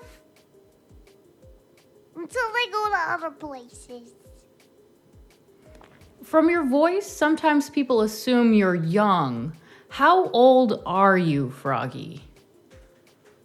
I'm over 9,000! Are you a frog? No! I'm a froggy, not a frog. Like, my nickname is Froggy because that's what I look like to humans, I guess. But they used to call us little green guys, so who knows? Okay. I like frogs, but I'm not one. I've heard you've had a few famous girlfriends. Yeah, I have, but a froggy never kisses and tells. Your longest relationship was with Ariana Grande. Yeah. Lil Grande and I were very public about our relationship. I wish her the best. In her marriage and future endeavors. Do you think you'll ever get back together with Taylor Swift? Swiftie? No. I am a big Taylor Swift fan. Our time together was precious, but I just can't satisfy her. Do you stream on Twitch? Yes. I do. I stream on Mondays at 10 p.m. Eastern Standard Time. What types of games do you play? I play good games. Games that are entertaining and fun. What brought you to Earth, Froggy? I kind of came to Earth to make it so you guys can avoid the doom. I'm just trying to save the humans from the doom. All right. Is there anything else you'd like to say to the humans before you go? Yeah, give me $5! Okay? All right. Okay, thank you so much, Froggy. Yeah, I'm sure it was great having me on. Yep. Everybody, don't forget to follow me on Froggy Show on everything. Okay, I got all the social medias. I'm the best. Check me out. Okay, bye. Bye, Froggy. Thank you. Bye. Okay. Now let's vote. Yes, the next vote will be, do you vote Froggy for world leader? Yes or no? That'll be the next vote. That was Froggy Show. Some of you have been asking, what does Froggy look like? Because you too could win a Froggy. Yes. If you come on in to the chat, vote in any one of these votes that we have going, you are entered to win. You are entered to win the coveted Froggy plush from Froggy Show. You could also win a free t-shirt. Yes, the coveted Show Me What You Got t-shirt. Both amazing prizes. We're giving both away. You have multiple chances to win. You can win by voting in our poll that's going on in my chat right now. The current poll is, would you vote for Froggy for world leader? You have another chance to win if you go into my Discord. You have a better chance even. If you post a picture of something that you've got in the Show Me What You Got section of my Discord, you're entered for a chance to win too. You can win the t-shirts or the Froggy. Either way. We're ready. You're ready. We're all ready. Vote ready. What did you all think of Froggy?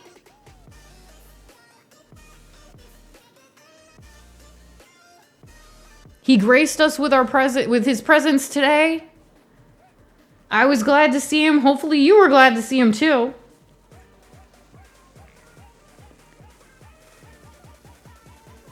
My vote got lost in the mail. You still have time. Vote! Yes. Yes. And if you want to come on the show and show me what you've got, you can. We're doing it through Guest Star. Yes, we're utilizing Guest Star, bringing people on the show. Guest Star is built right into Twitch So if you have a Twitch account, all you have to do is verify your email, and then you could be a guest star on the show. That's right. All right, the results are in. Yes, MZ Lee, extra points, extra chances, 700 channel points, bumping that up. Yes, he should also be the CEO of Twitter. I did not know that that was an option, but I don't know what he would do with Twitter if he did run it. But I would assume that the badges would be $5 instead of $8, and that they would be little froggies. I believe that's what they are on Froggy's channel. Froggy does stream on Twitch. He has his own channel. He shows up here a lot, but he does have his own channel. He streams Mondays, like he said, at 10. So, Froggies for life. Yes, yes, yes. But we are continuing the showing of what we got. I am going to show you, before we bring on our next guest, something that I've got. Check this out. You've probably never heard of this game. Eternal Darkness. Sanctity's Requiem. Yeah, Eternal Darkness. GameCube game. Have you ever played this? Probably not. The mechanics of this game were banned. Why? Because this game is actually what they always have on like those cop shows and detective shows and crime shows. You know how there's always a show where somebody goes crazy because they're playing a game? Well, most video games play with your adrenaline, right? Well, this one played with your sanity. That's right. So in the game, there's a sanity meter. And as stuff happens in the game, you can go crazier. What does that mean? That means that really weird stuff will start to happen in the game that will make you feel like you're crazy. For instance, you could walk into a room and all of a sudden one of your buttons isn't working. That's right, you're being surrounded by 3 zombies that are about to eat you, and one of your buttons is just not working. Is it because you ate too many candy canes and the button is stuck? No, it's built into the game. They know that will drive you crazy. They know that'll mess with your mind. So they specifically added elements. It was the coolest game. I have not played this in forever. I have the strat guide for it too. If you ever want to play it, let's do it. Somebody sent me this because I had the strat guide, but my family had sold the actual game, so I did not have the game. And then somebody sent me this through my wish list, believe it or not, on Twitch. So that's how I have the physical game now. Yeah. But this was so cool. After this game came out, they banned using the sanity meter in anything like it. Because while all video games will have an effect on you and will make you more addicted or make you more aggressive, or both, probably both, studies show this. This one was so bad that they banned it. So whenever they're talking about these fictional games that make people go, nuts and that kind of thing, this was so dangerous they have banned it. Yeah. Amazing.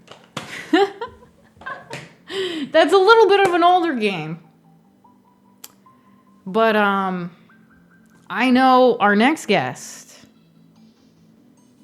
knows a thing or two about the older games. She is a Twitch streamer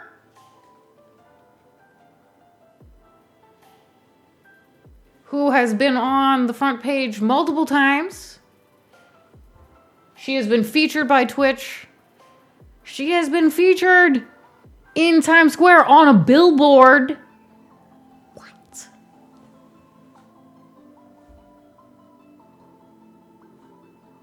If you haven't seen her before, you should really give her a follow. Let's invite our next guest in. Who are you and show me what you got?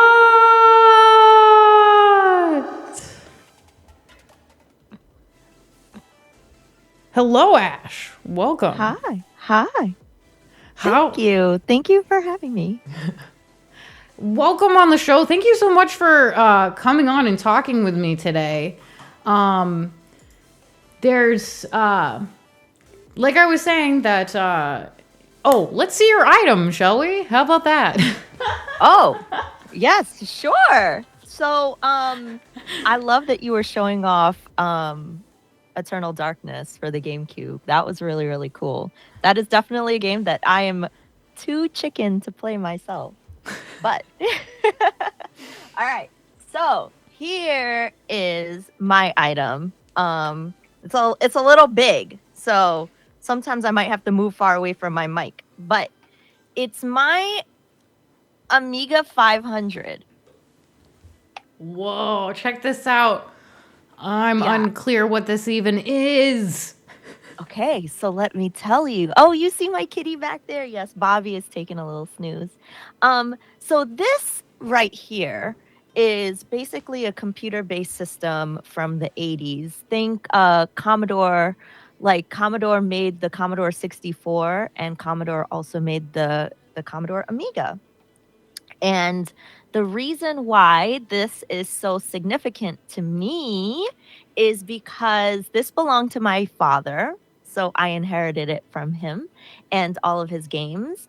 And I used to watch my dad play games on this when I was very young, like games like Eye of the Beholder, Dungeon Master, like Turrican, racing games, all kinds of stuff. I used to watch him play. And obviously used to play with him, as a kid. And if it weren't for those experiences as a very young child, I don't think I would have loved video games and playing video games and have such a connection to retro games as I do today. So yeah, this is definitely very sentimental to me. And I love it so much. I have it twice because this is the A500 Mini. So this is the mini version of it. Kind of like the Super Nintendo Mini, the NES Mini. This is like the mini version of it. So like you can plug it in via HDMI and stuff like that. So it makes it accessible to people who might not be able to get one of these or don't have one anymore or want to play it on a modern display. But this is the OG and it still works. It still works, which is awesome. What? How many wires and extra parts do you need to hook up that thing? So you just need composite cables, and you just need the power supply, and then whatever like for the controller. And the cool thing about this is that if you had a Sega Master System, I see some people in the chat know what the Sega Master System is because they're commenting on Zillion over here. You could use the Sega Master System controller with this as well, which is like, who'd have thunk it? But yeah, you can use that, or like there were special controllers made just for this and all kinds of peripherals. So yeah, it's really, really, really awesome. Were there any games for that system that particularly stick out for you? Oh yeah, like there's a game that I play to this day now. Eye of the Beholder is one of my favorite games. Dungeon Master, if you've never heard of it before, it's essentially a dungeon crawler, like a first-person perspective dungeon crawler. And Eye of the Beholder runs off of Dungeons and Dragons rule set. Like I think it's like the 2nd edition rule set. So you'll have like beholders in there and like, illithids and all kinds of drow, all kinds of like cool beasts that you would recognize if you've played Dungeons and Dragons tabletop. Was there a game that you used to play with your dad that you have special memories about? On the Amiga, definitely watching him play this. There was also like this taxi game that we used to play together. I forget the name of it, but that I think it was like Crazy Taxi or something. I was not gonna- Crazy Taxi. Not Crazy Taxi. It was No, like something okay. like that though. It was something like that. It was like you had to land on port to port to port, pick people up and then drop them off, but it was like very frantic. Yeah. And then I'm trying to think if there was any other games that we used to play together on this. I mean, there's definitely games that we used to play together in general. Yeah. You know, like Joust and like that kind of stuff. But Man, I forgot about Crazy Taxi. I loved that game. Wasn't that on like a Sega Saturn or something? yeah. I think Dreamcast or Sega Dreamcast, Saturn, that's but- what it, yeah, you're right. It's Dreamcast. Yeah. So, And you could get it on Steam. You could get it on Steam now. oh, can you? I might have to check that out again. Yeah, for sure. So yeah, I love this. And then also like recently, so when I had gotten it, I was afraid that it wasn't going to work anymore. So I had like opened it up, but I didn't know what the heck I was doing, right? So I looked on Twitch to see if there was like a community dedicated to like the Amiga and like that kind of stuff. And I did actually find one, and I met somebody. Like we became like friends over the years and stuff like that. And he helped me to figure out if it was still working and if it needed like professional repair and all that kind of stuff. And he helped me test it out. So it ended up being that it works just fine. It's just some discs. You get what's called the guru meditation error, which is like, it's like kind of like a play on words, because it literally, the creators, when they created that, they wanted you to like take a moment and meditate, because things like that would just happen like randomly and like as a part of the process. So you would just have to like take the disc out and then redo it or reboot it or whatever. But I like, thankfully I get that sometimes, but not a lot. So when I put the game discs in, they do actually work, which is nice. Perfect. And you have a lot of older systems, I believe, Yeah. right? Yes. What are some of your favorite older games that stick out for you? So I think that some of my favorite consoles, like Super Nintendo, PlayStation 1, definitely I have a lot of fond memories of them. Sega Master System for sure. So like I really love Link to the Past. That's definitely like one of my favorite Zelda games for sure. And I really love UN Squadron, which is what they call a shmup or a shoot 'em up, side scroller shoot 'em up game. And it has an anime based on it, which is really, really good. I was just watching it the other day. And I really love Breath of Fire, the Breath of Fire series. So Breath of Fire 3. I'm like a big Super Nintendo and PlayStation 1 RPG fan. So I really love like all of those classic games. And then on Sega Master System, I put Zillion here because this is definitely one of my favorite games. Like if there was a game that I wanted to speed run, this would be it. And then the cool thing about this is that I also have a map in here. This did not come with the game, obviously. Like my dad drew this map from his initial playthrough of the game. Oh my lord, I love it. Oh wait. Yeah. I gotta there you go. Now we can see it. Look at this. So oh my so this- goodness. this is like from when he originally played the game and took all the notes of where everything is. So I can essentially beat the game in one playthrough using this map. I And I have love done it. it before on Twitch. Oh, that's awesome. That's so perfect. Oh my goodness. What? Yeah. Oh, that's so great. That's so fun. Just Yeah, having so- that. Oh. Yeah, so it's like he played through the game, and then now I can play through the game with the map that he made, and then like I use it like it's completely accurate. So like I use it, and I'm like there was the first time I played the game, I was like, you need to have like a certain amount of floppy disks in the game to get to the end, and I was missing one of them, and I was like, oh my god, I know I did not mess up. So I had to go through section by section by section, and then when I found it, I was like, oh, I should have just followed the map from the beginning. I think I was trying to do it without it for a minute, and then it didn't work out. But yeah, like this is one of my favorite games, and I love it, and I love the fact that I have that map still. So Yeah. Well, people forget the before times, before you could just, Google things, and even before strat guides, you were just kind of lost for a long time trying to get through some games. yeah, exactly. And there was no game FAQs. Like at certain points, there was no even like magazine that you could leaf through, like until like maybe the next month's issue came out, or what if they didn't cover your game in depth, or you had to call like the Nintendo hotline to be like, yo, I'm stuck at this part, like what do I do next? And yeah, it was rough for a while. Oh man, you could actually call the Nintendo hotline and ask for help? Oh yes, and it was like I think it was like a few dollars a minute, and there's definitely stories of people like doing that and their parents finding out after and then getting in big trouble. But yeah, definitely. Oh, Lordy. The only time I've called you can still call the Nintendo line. I've called them before to unlock people's handhelds. Sometimes kids will come in and they'll they'll have locked their handhelds, so that's the only way you can get it to like unlock it. But that's hilarious that you could actually call in. Yeah. Have you ever had a game that took you particularly long to finish? Was there one that was like especially intricate? Oh my gosh, yeah. Like, well, you know what? Like, I'm playing Morrowind right now, and I've been playing that game for months because it's my first open world game, and there's so many different side quests that you can do, and even the main quest itself is very in depth. But I love it because you really feel like you're in an adventure that you can do whatever you want at any time and structure your character however you want. And I really, really love that. I didn't think I would.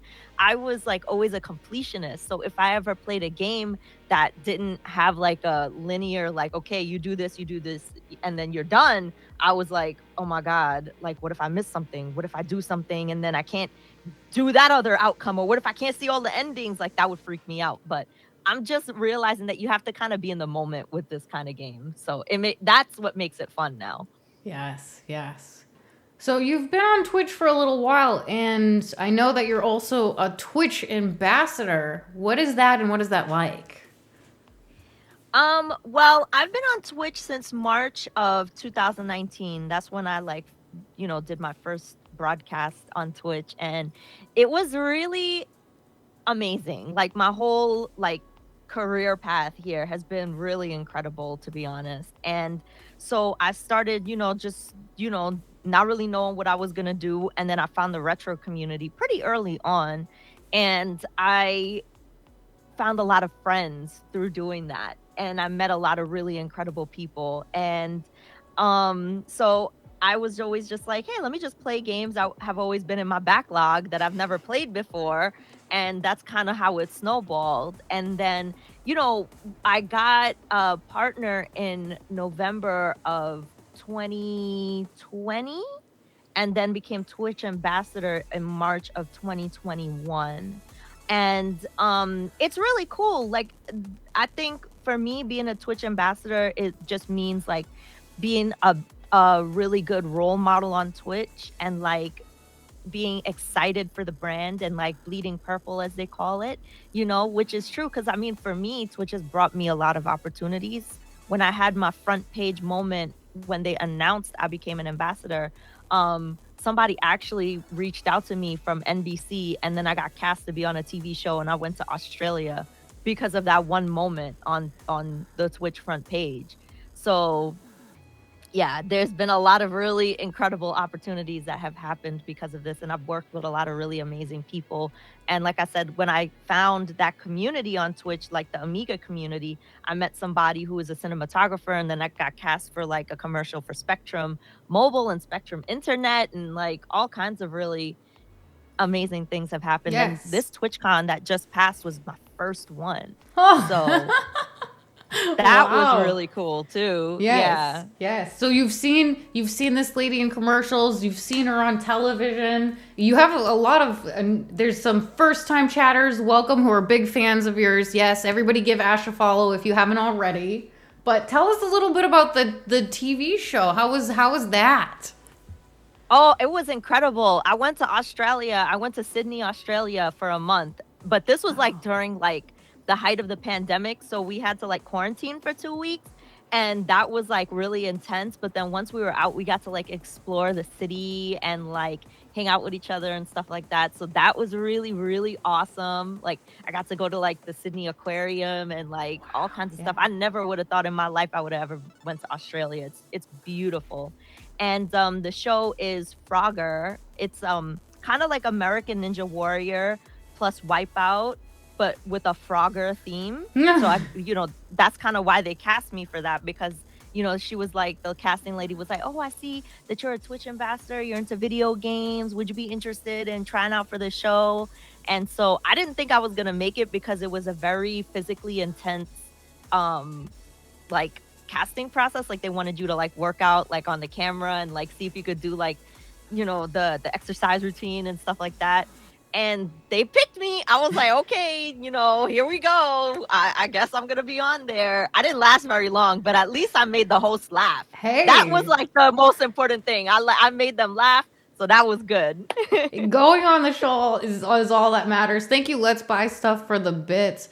And there was another Twitch happening with you that I have a picture of to show everybody. Oh yeah. You were actually featured in Times Square.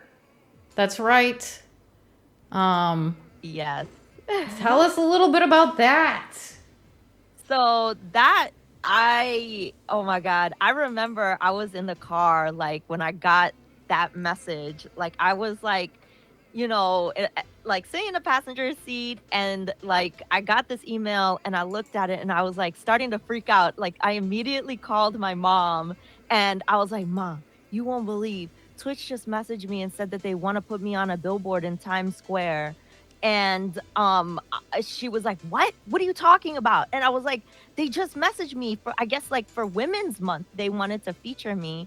That's my friend Bill. He's the cinematographer that helped to get me the Spectrum commercial. He's such an amazing guy. But yeah, like they were like, yeah, we want to feature you on a billboard in Times Square for Women's Month. We're featuring different women content creators on the billboard. So I was like, oh my God, absolutely. So I had moved. I'm originally from New York, but I have moved out of New York. I no longer live there. So I booked a ticket and flew right up when I knew that the billboard was going live. Heck yeah. And I took like a million photos, a million videos. And yeah, like I called my mom and I was showing her, and it was like really, really, really incredible. But yeah, that's another opportunity that just came through on Twitch, and it was so amazing. Like to be on a billboard in your hometown, like it was like the most incredible feeling. And I know that you're involved in some events like E3, Comic-Con. Can you tell me a little bit about your involvement in these? Oh yeah, sure. So I mean, I used to work in the gaming industry for many, many years, and I loved going to those events. Like I would, be like a game demonstrator and stuff like that. So I think that's where I got a lot of my skills in being able to talk about video games and, showcase them and get people excited about them. So yeah, I used to work in the gaming industry for a really long time. It was a really fun time for me. And, that's kind of what I did there, like just showcase the games and, make sure people have fun and know where their hands are going when they're playing a game and they're looking at it on the screen for the first time. So that was always really fun. So, in addition to your streaming on Twitch, I know you've launched a new show called the Awesome Streamer Hour. Would you like to tell me a little bit about that awesome show? Yeah, so Guest Star is an absolutely incredible tool. And I remember when they first announced it, like, okay, so the overlay that I have for the Awesome Streamer Hour, I made that overlay the day I started streaming because I always knew I wanted to do a talk show style show, but I didn't know how to execute it. And I wasn't particularly happy with the other tools that were available to us to be able to pull off a show like that. But then when Twitch announced that they had this really cool tool, I was like, you know what? I'm going to start doing my show because I feel like this is the right way. The quality control was great and the ease of use was really, really awesome. So I was like, all right, let's start doing it. So I started booking people. And you know what? In the amount of time I've started the show, I started it in September when Guest Star was in alpha. I've done 10 shows so far. And the thing that I have learned is that there are some themes as broadcasters that we all kind of share when we hit a certain level of success. And I really want people to see what those themes are and what broadcasting and success on Twitch looks like. So it's really cool to be able to highlight people and just kind of get to know a bit about them and maybe, talk to them in a way where people don't normally get to see them, like, because they're always so focused on like the gameplay or certain aspects of their broadcast. But maybe like it might be cool to hear them talk about things that they're interested in or their perspective on what it's like being a broadcaster versus seeing them perform in the moment. So that's kind of what the show is about, just highlighting really amazing people and bringing visibility to amazing people and showcasing some really awesome talent on Twitch. Yeah. And in addition to that, you also do your regular gaming streams as well. Oh, yeah. I love to play retro games. So you'll find me a lot playing like Super Nintendo. We do Sega Sunday. So I never grew up with a Sega Genesis or like other Sega consoles. So that's my opportunity to explore that library and PlayStation games and anything that feels, like they have modern games that feel retro, like Shovel Knight and that kind of stuff. Like I'll play a lot of that kind of stuff too because it fits the theme. So yeah, that's a lot of what I do. Arcade games, Amiga, obviously, Commodore games, Atari, anything that's like really fun and that I can connect with people through the joy of retro. Well, thank you so much for coming on Show Me What You Got and showing us what you got. Is there anything else you'd like to say to the audience before we let you go?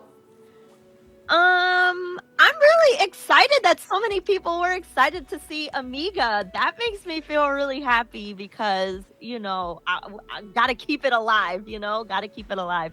But I just want to say thank you so much for inviting me on, and I'm so grateful. And your show's been really fun, and I really love the guests so far. Like that frog was so cute. Yeah, Froggy show. Oh no!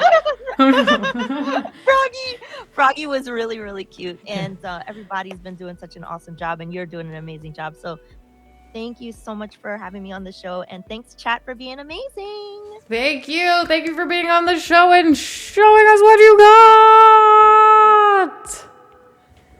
Yes, let's buy stuff. Thank you for the bits.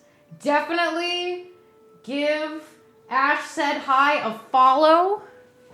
Give Ash Said Hi a follow. And she, like everyone else, is going to be entered to win a froggy. Yeah, that's right. If you're on the show, if you participate in the Discord by putting a picture of one of the items you have, or if you vote today.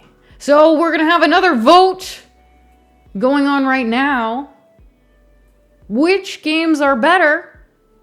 Modern or retro? That's right, everybody. Vote! Which games are better, modern or retro? And if you vote, you are automatically entered for a chance to win our coveted Show Me What You Got t-shirts.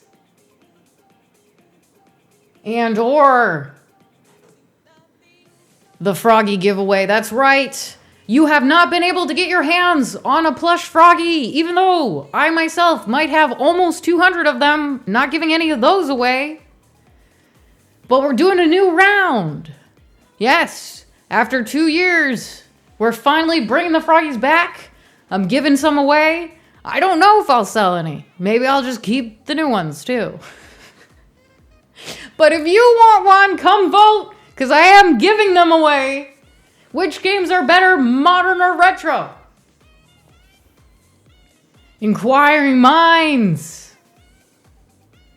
need to know.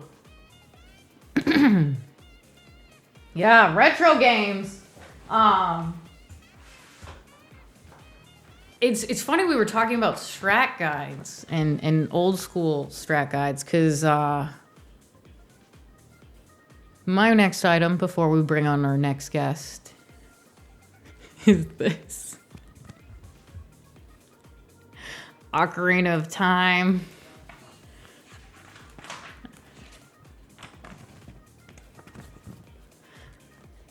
Tips and tricks. This is different from Nintendo Power. Totally different.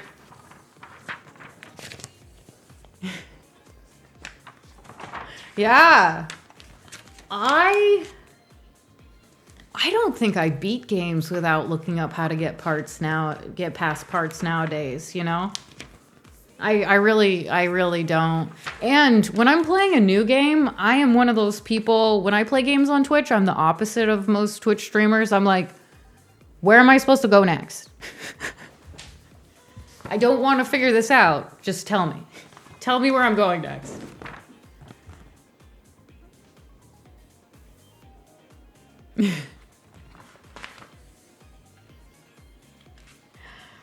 And the vote has come to pass. Nil, contributing the most channel points at 81%. Retro games were the winner. That's right. Oh, look. We can still sign up to send in. Look at these. Dreamcast. Ooh.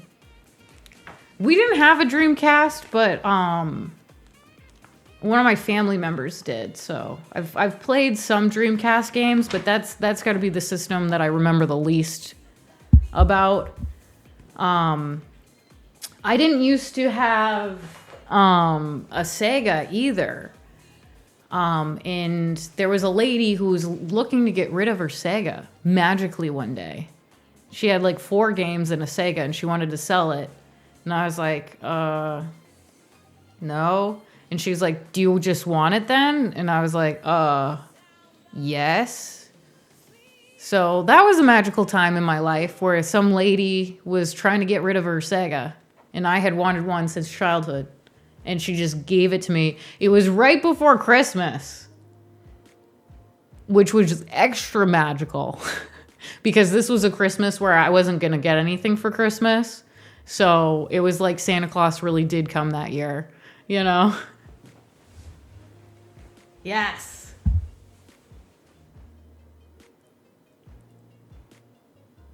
Yeah. What is your favorite game system? What is the best gaming system? Some of you must be gamers, right? A couple of you? We are on Twitch right now. Marge! Thank you! Thank you for gifting that sub.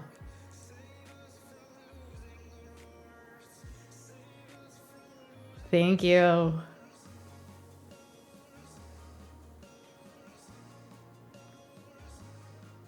Now, don't forget, we are still running the contest. There is one more vote left in today's show.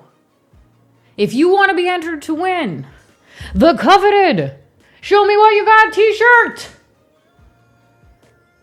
or the Froggy, vote. Come into the Discord. Say you voted, put a picture in there. You will be entered to win. Now, our next guest is also a gamer. He's a streamer on Twitch.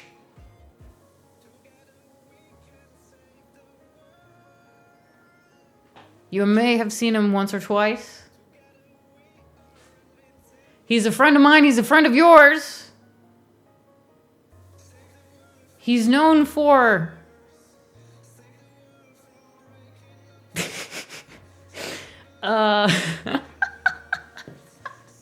I would say a lot of different things. Mostly gaming, but I do remember a time when he would watch some public television. That was I love Arthur. That's one of my favorite shows of all time. I don't know if any of you watch public television, but yeah. Yes. Yeah, Twiggy's in the audience. Twiggy is going to be on the show on Thanksgiving. So, if you're a Twiggy fan, definitely come back Thanksgiving. She'll be on the show. We do this show. This Show Me What You Got. The Show Me What You Got show happens every Thursday, 5 to 8 p.m. That's right.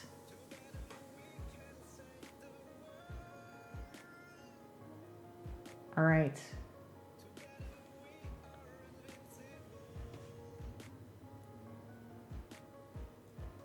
Alistair also streams. Are you coming to Thanksgiving? I don't remember if I have him confirmed on that or not. Anyway, our next guest. Is he there? Do we have him? Is he ready? Yes. All right, here we go. Hello. We're going to ask our next Can you guest, hear me? who are you and show me what you got. All right, Haganator, what is good? Who are you and show me what you got? Yeah. You want me to show you? Are you ready? Yeah, oh, I'm ready. Okay. So I brought something. Can you hear me? Yeah. Oh, okay. I brought something very weird because I didn't know what to do. Okay. And it was last minute. Okay, I just grabbed my wallet and I have my oh, it looks scuffed. It's my green card. And it's all taped up to so you don't see all the important information, but that's what I thought would be a good thing to bring today. It's also known as the permanent residency for the United States. Yes. So originally you weren't a permanent resident of the U.S. Tell us a little bit about that story. Yes, so I'm Canadian, and so I've been a streamer on Twitch since like 2015, I think, and I'm known as like the speedrunner guy who speedruns retro games in the basement on a couch, a black couch back then. And yeah, and then basically one day there's this big speedrunning thing called Games Done Quick, and I was speedrunning Banjo-Kazooie, which is what I was mainly known for back then.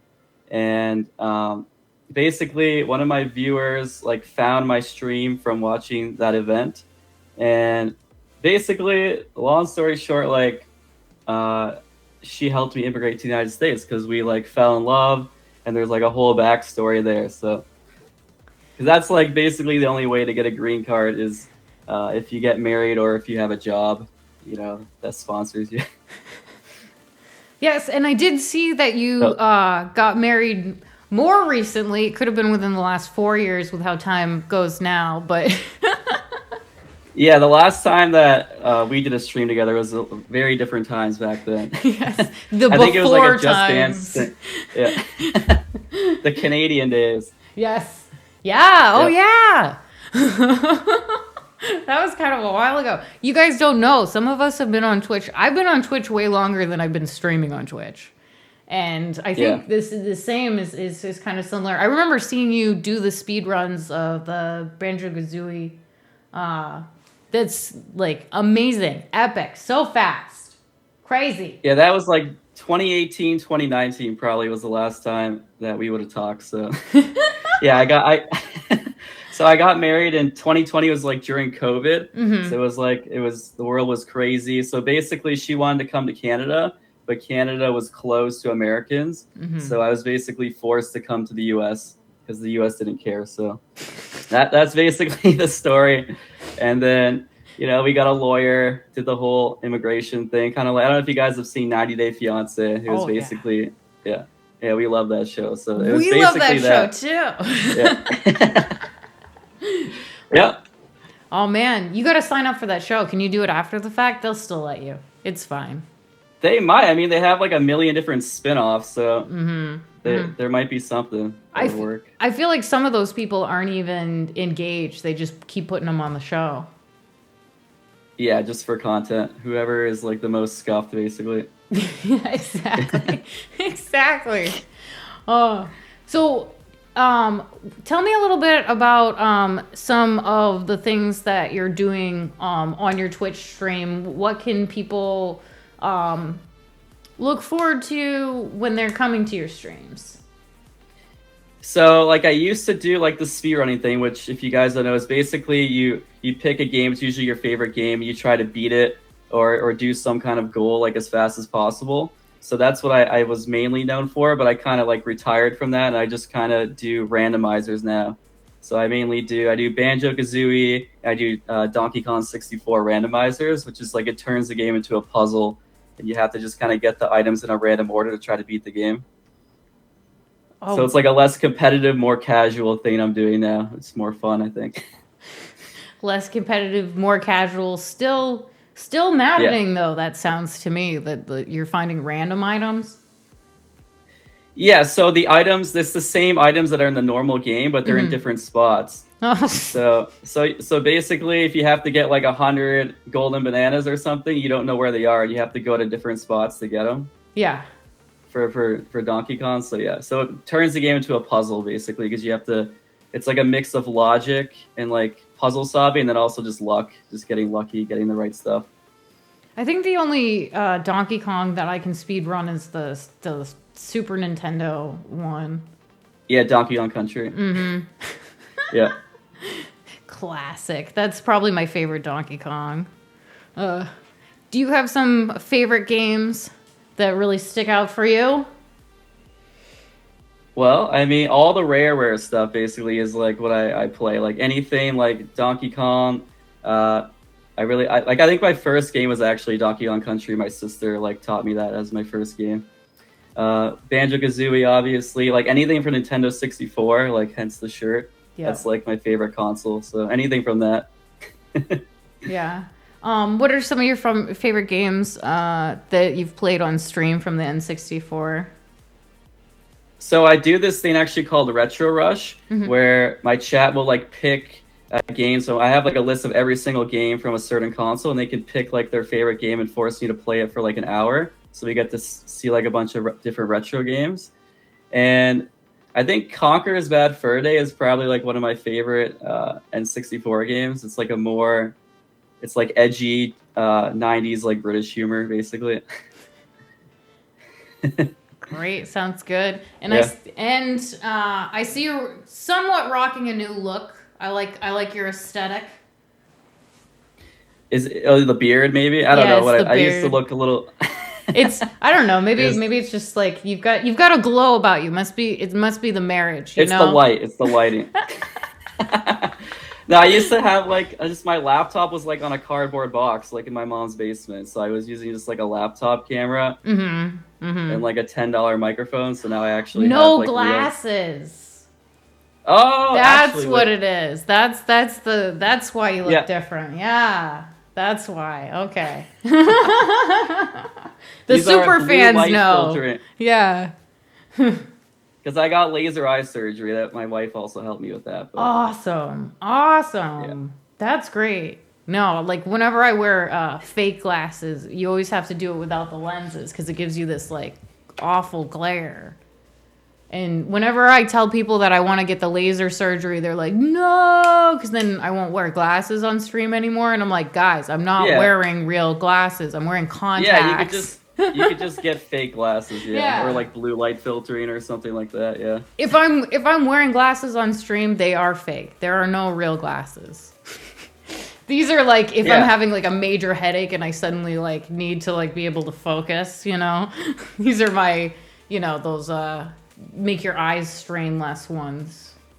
Yeah, they made fun of me for like months after I stopped wearing glasses because they thought I was a different person. So, chat when things are change up on the camera, they get a little bit weird about it for a while. So Yeah. you got to ease into it. Yeah. They get really upset when I'm going to cut my hair, so I do it kind of secretly, and they don't even notice. They don't even notice when I get a haircut. No, because it's always still long, so they don't notice that. They'll yell at me. They'll, like, if my hair is like all weird, like they'll tell me to get a haircut. Like they know when it's time. They're all over it. Who's your favorite character on 90 Day Fiancé? Oh, that's a good question. Probably like the funniest to me is probably Big Ed. Yep. Big Ed. He's definitely like the most unique person, I would say.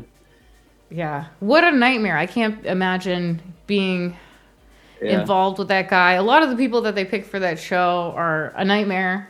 Yeah, they're just they're very extra people. I can't tell if it's like real or like if it's like kind of scripted. It's like hard to tell sometimes, but yeah, you never know. Definitely give Haginator a follow. We've got your follow link in there right now. So, in the future, do you think you'll stay in the U.S. or do you think you'll go back to Canada?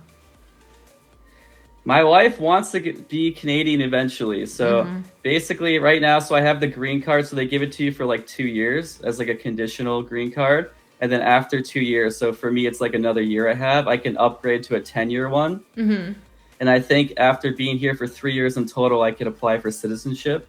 And then once I get citizenship, we might go to Canada, and then we might do the same thing for her, just the opposite.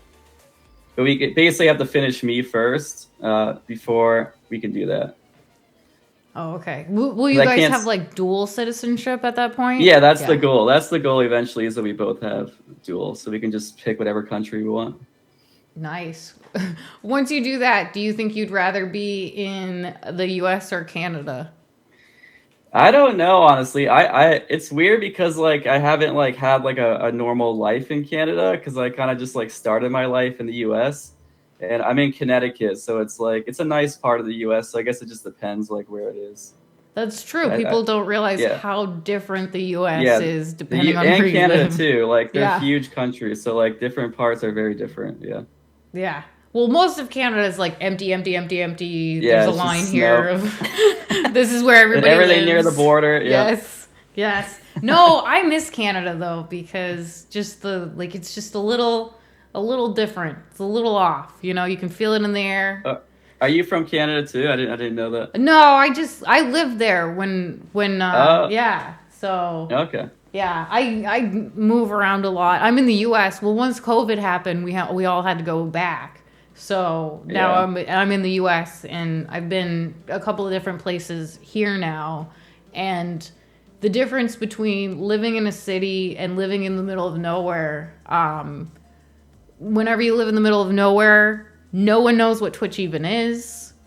I can go stream in public. Nobody knows who I am, what I'm doing.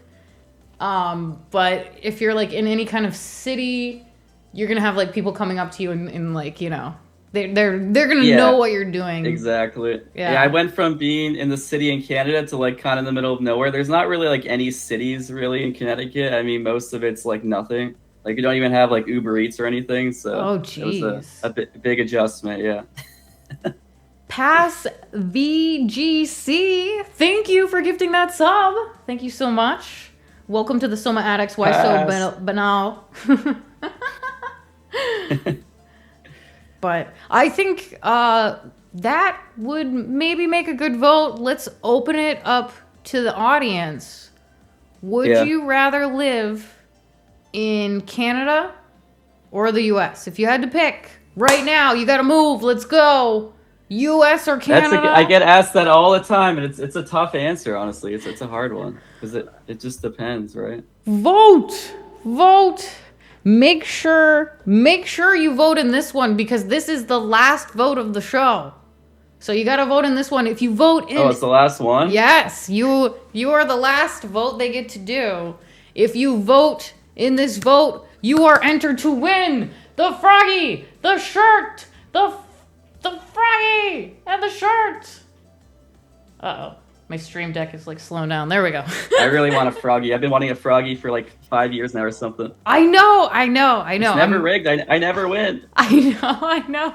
Well, I had a bunch of them, and I started using them as props, and then I was like, wouldn't it be funny if I had more? And then so now I have a box that are my personal froggies that I use for shows and that kind of thing. But I am having another round of them. The last time I sold some, I sold like 50 to 100 when I first had them made, and that was like years ago. So this is going to be the next time that I've had any made in forever, and I don't know if I'm going to sell any or not. Like, hopefully I can set that up, but who knows? The only way you can get one for now is win. So definitely vote. You can also win by going into the Discord, unrelated, and in the room is show me what you got. If you post a picture of anything TOS okay, family friendly, in that room, you're entered for another chance to win. When I checked earlier, no one had done it for this week yet, so you have until next Thursday to post a picture in there, and you have a chance to win. So you also have a chance to win because you're on the show. Haginator, yeah. So hopefully this time around you finally get a froggy. I know, I better. Fingers crossed. It's like rare now, right? There's not that many. No. Like yeah. You got to get your hands on them while you can. The last time I saw one being sold individually on Etsy for like $50. So. Wow. Yes. Etsy. Yes. Did you say they're from like Mars or something? I forget. Yeah, I watched the music video. It's some planet, right? Yes, froggies are from the froggy planet, so it's easy to remember. Oh, the froggy planet. Yeah, okay, makes sense, right? Oh wow! So the poll is in. Pass VGC contributed the most channel points. Canada with 63% won. So the audience would pick Canada if they had to pick between the US and Canada. Yes. Yeah, everyone always says Canada, but it's when you actually live in both countries, it's not that different, for most things, right? So yeah. Well, I think a lot of Americans see it as a solution but they've never actually lived in Canada. Canada tries to model itself on America. It's basically becoming like a mini America in some ways, so it's not that much different. Yeah. Well, thank you so much for coming on the show. Can you tell us a little bit about your stream and what we can look forward to when we're following you right now? Yeah, so nowadays I'm doing a lot of Donkey Kong 64 randomizers, so that's what you'll see if you watch me. Or maybe Banjo-Kazooie. Maybe I'll speedrun again. Who knows? Maybe Retro Rush. It could be anything. Something from Nintendo 64 is most likely what you'll see. All right, great. Thank you so much, Haginator, for coming on the show. Thank you for spending some time with us. Give him a follow, everybody. Thank you. Bye. See you guys. Bye. Thank you for showing us what you got. All right. Hopefully you voted in that one. If you did not, don't worry. There's still time to win. Go into my Discord and tell me that you voted or put a picture. If nobody puts a picture of the item by next Thursday, somebody who wrote I voted wins. If you're the first person, I'm checking the Discord right now. Let's check the Discord right now. Is anybody showing me what they got? What do we got? Anybody? Oh, we've got some stuff. Got some shoes. Some shoes so far. Got some shoes. And those don't count. Because Johan was in on the show. So you still have a chance. Get in that Discord. Give me that picture. Let's go. All right. Yes.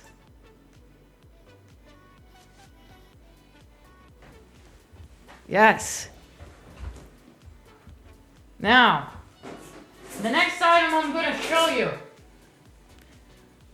This is going to be probably the final of my items today. I grabbed a couple of extras, just in case. But the next thing I'm going to show you is the child. Why am I showing you this child? Because I have another pop of this child. On Twitch, a lot of us streamers have thrown wish lists. I included. And I put what I thought was this on my wish list. Turns out it wasn't. It was a different pop. You ready to see what pop it was?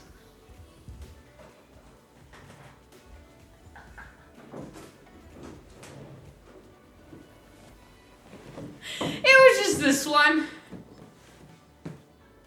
Yes, I have a giant Baby Yoda to go with all of my other giant Baby Yodas, I have a few Baby Yodas, but yeah, I was expecting this pop to be the size, this size, and then this came in. I love it. Don't get me wrong, but yeah, it's definitely more space. Whoa. More space taking than I expected. Yeah, I'm not 100% sure what's going to happen to this Baby Yoda. I do love it, but I'm not completely attached to it. I might end up selling it someday or doing a giveaway with it because it is, it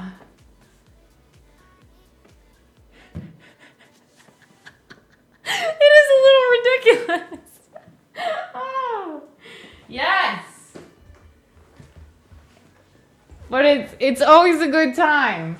It's always a good time. So, if you want to be on the show, come by. If you're not ready for today, that is okay. You can be ready for next time. Next time on the show, we're going to have more celebrities and more people on. So, Thursdays this month, come on in, come watch the show, 5 to 8, we'll be doing Show Me What You Got, and then I do a second stream later in the day. I do my Patreon stream. If you're one of my patrons, we do still have the Patreon stream tonight. All members invited. $10 gets you the membership, gets you in for the show, and the pictures, and the movie night, and the gaming night. That is happening tonight at 10 p.m. Eastern. So give or take 2 hours from now.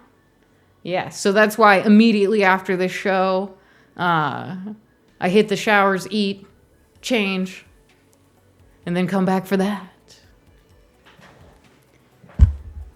But before we do that, let's see if we have anyone who's ready to show me what they got. All right, we have somebody ready. Let's go. Let's go. Please welcome our next guest.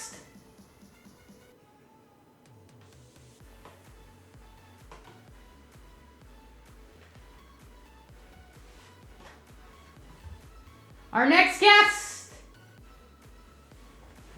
Let's bring them on. Who are you? And can you please show me what you got? All right. Can you hear me? Yes. All right. Hello, chat. Hope you guys have been enjoying the show today. There's been a lot of good guests on today. Oh yeah, always. We have Yeah. We have the Only celebrities, the the biggest celebrities, the most entertaining people, the best of the best you will see right here on this show. So DT, Awesome. what have you got? Yeah. So, journey with me, chat, if you will. 17 years into the past, to the year of 2005, and we're in a grocery store. You're in the mood for cereal, and you're just scoping the aisle, right? And you spot a Kellogg's box, whether that be Frosted Flakes or Fruit Loops or whatever you prefer. It doesn't matter, just whatever you like. You look at the box, right? And then you see that inside that box, they have one of these. What? What is that? What have you got? So this is a lightsaber spoon from 2005. Whoa, look at that. Oh man, I still have it. It's a spoon. You can look at this. You can detach it. You can put it back together. The only unfortunate thing about this is that it doesn't light up anymore. Oh, I was said, gonna ask. Yeah. It's 17 years old, so it doesn't light up. I've had it since then. Unfortunate, but I still have it. It's in pretty good shape. It's a little scuffed here in certain areas, but apart from that, it's yeah. There it is. Yeah. I like it. I like it. So you asked what I got. I got this is what I got. So I assume that you're a little bit into Star Wars then. Yes. So anybody who knows me knows that I'm big on Star Wars. I'm a big Star Wars guy. Yeah. So yeah, you could say that a little bit. Yeah. Do you have a favorite Star Wars character? If I had to make you do. narrow it down. I do. I have my favorite Star Wars character is one Obi-Wan Kenobi. He is my favorite character. Yes. Do you like what they've done with the new Obi-Wan Kenobi show? For the most part, yeah, I do. I do like what they did. I enjoyed it. It's not perfect, obviously. Nothing is, but for the most part, I enjoyed overall what they did with that show. Yeah. Do you feel like they stayed in line with the Obi-Wan story, the overall story?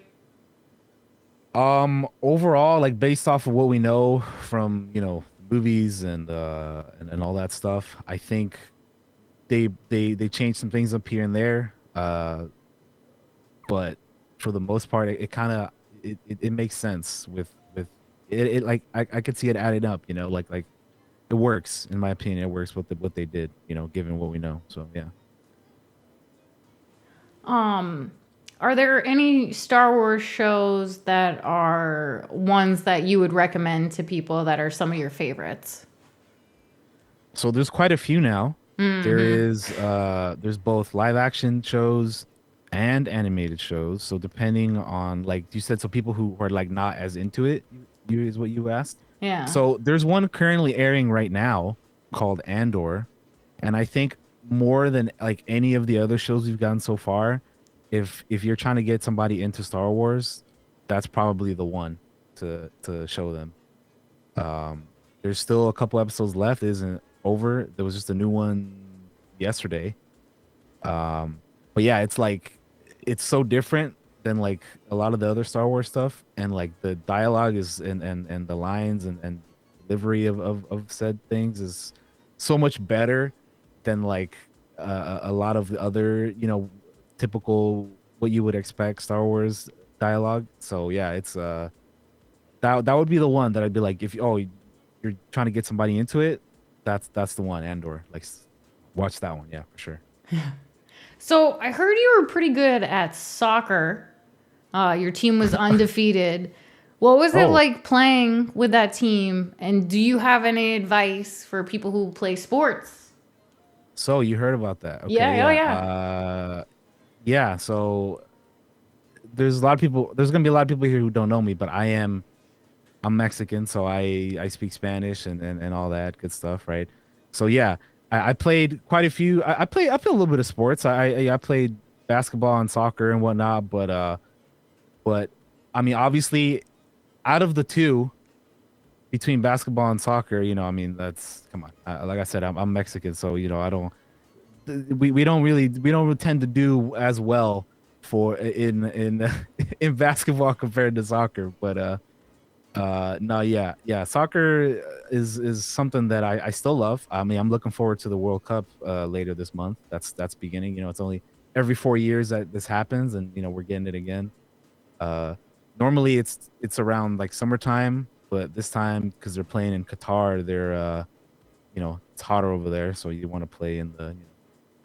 But anyway, no, yeah, playing soccer's fun. Like you know, I don't know how I would do nowadays, but like, you know, back in the day, I think I was pretty decent. You know, like you know, playing with teams and all that is just a fun experience. Like it's just, I don't know if what advice I would give to people who are like trying to get into sports and like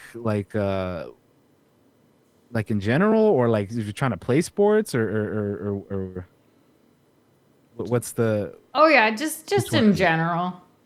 Oh, okay. I mean, like I would say like if you're like trying to get into like the sport, I mean just check out a you know a game or two or a few of the you know some of the more higher you know leagues around the world, because soccer is a worldwide sport, so there's leagues all over the world, right? There's many teams in each league, and they all have you know world-class players and all that, so definitely you know check that out. Or even, hey, you can even wait, like I said, for the World Cup that's later this month. Check out the you know the international teams go at it, and then from there you maybe find a player you like, and then you can follow them to their club team, and yeah, it's you know good stuff checking it out. I enjoy sports. I know there's a lot of people out there who don't, but I you know I've been into them for a very long time. I know that might be weird coming from a Star Wars guy, like, oh my goodness, sports and Star Wars don't really you know go hand in hand, but like for me, you know, I go with both sides, man. Like I like both, you know, fan Yeah. of both. Well, I But know yeah, then that like you're if I know that you're pretty go ahead. versatile, and that you have a podcast where Oh you talk yes, about games that are coming yeah. out and movies and that kind So of thing. So yeah, so the podcast is called the Clockwork Cantina Podcast. We usually stream it live on Mondays, like 12 Pacific, 3 Eastern, over on my co-host channel. And uh yeah, we talk about like if you're into like movies and TV shows and gaming and all that stuff, we keep up to date with all the news in regards to all that stuff, and you know we talk about it and share our thoughts and all that stuff. And yeah, it's just a fun, you know, thing that we do. But yeah, it's yeah, if you're into movies and TV shows and gaming, like I said, like we talk a lot about all the current news, and you know we share our thoughts on other things, like you know, going back to Star Wars. We recently talked about the new animated show Tales of the Jedi. We did an episode on that. So yeah, if you wanna you know come hang out and talk some any of that stuff, you know, that's what we do. So come, you know, check it out. All right. DT3, thank you so much for coming on the show and showing us what you got. Love the Thank you, spoon. Soma. Appreciate it. Yeah, thank you guys. Bye. Thank you, Soma, for the invite. Goodbye, chat. See you later. Bye bye. Yay. Thank you for coming on and showing us what you got. So that's going to be the final person that we'll bring on the show today. Yes. If you didn't make it on the show today, do not worry. You have another chance. Yes, you have more chances. Thursdays, 5 to 8, we're going to be on the Twitch main page. Come and check us out. We're going to be showing you what we've got, and hopefully you will be showing me what you've got, and we can show y'all the shows on the show. That's right. Thank you, everybody. Thank you for coming and watching. Thank you for hanging out. Hopefully you had a good time. I know I did. If you enjoyed the show, please come through. Give us a follow. Watch us again. I'm Soma Green. On Thursdays, we do Show Me What You Got. On Fridays and Saturdays, we do dance party streams. Some of you were mentioning that you liked my Weird Al stream we did last weekend. We did Weird Al and Obi-Wan Kenobi last weekend. Do you know what's happening this weekend? You'll have to tune in and see. Right. So, give us a follow. Check out my social media. I have the Instagrams. If you like cosplay, I do cosplay on Instagram. And tonight, if you're one of my patrons, we do have a Patreon stream tonight. So if you're one of my patrons, I will see you in about 2 hours. Just give me a moment to change into something more comfortable. Yes! Yes! But we're here to have a good time. We're here to have fun. And we're here for you to show me what you got! Please enter to win the t-shirts. If you voted today, you're already entered to win. You can also win the Froggy. Both. Win them both. That's right. Yes. Let's roll those credits. Thank you for the tips. Thank you for the bits. Thank you for subbing. Thank you to my mods. And thank you all for coming. Thank you for watching. Thank you for listening. It means a lot to me that you are here hanging out. Hopefully you enjoyed yourself. Join my Discord. Even if you don't want to participate in the competition, I have show ideas as a room in there. If you can think of a show we should do, let me know. Who knows? A lot of times I end up doing stuff. So if you've got a cosplay you want to see me do, let me know. Who knows? It could happen this weekend. Yes. Yes, all of our lives are incomplete without a Froggy. Hopefully you win a Froggy. And even if you don't, hopefully your life is enriched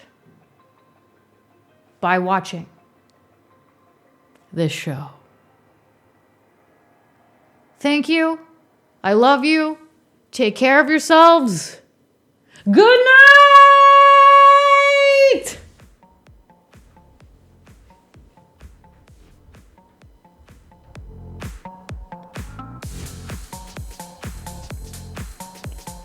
Bye, everybody! Go say hi to Mary J. Lee for me.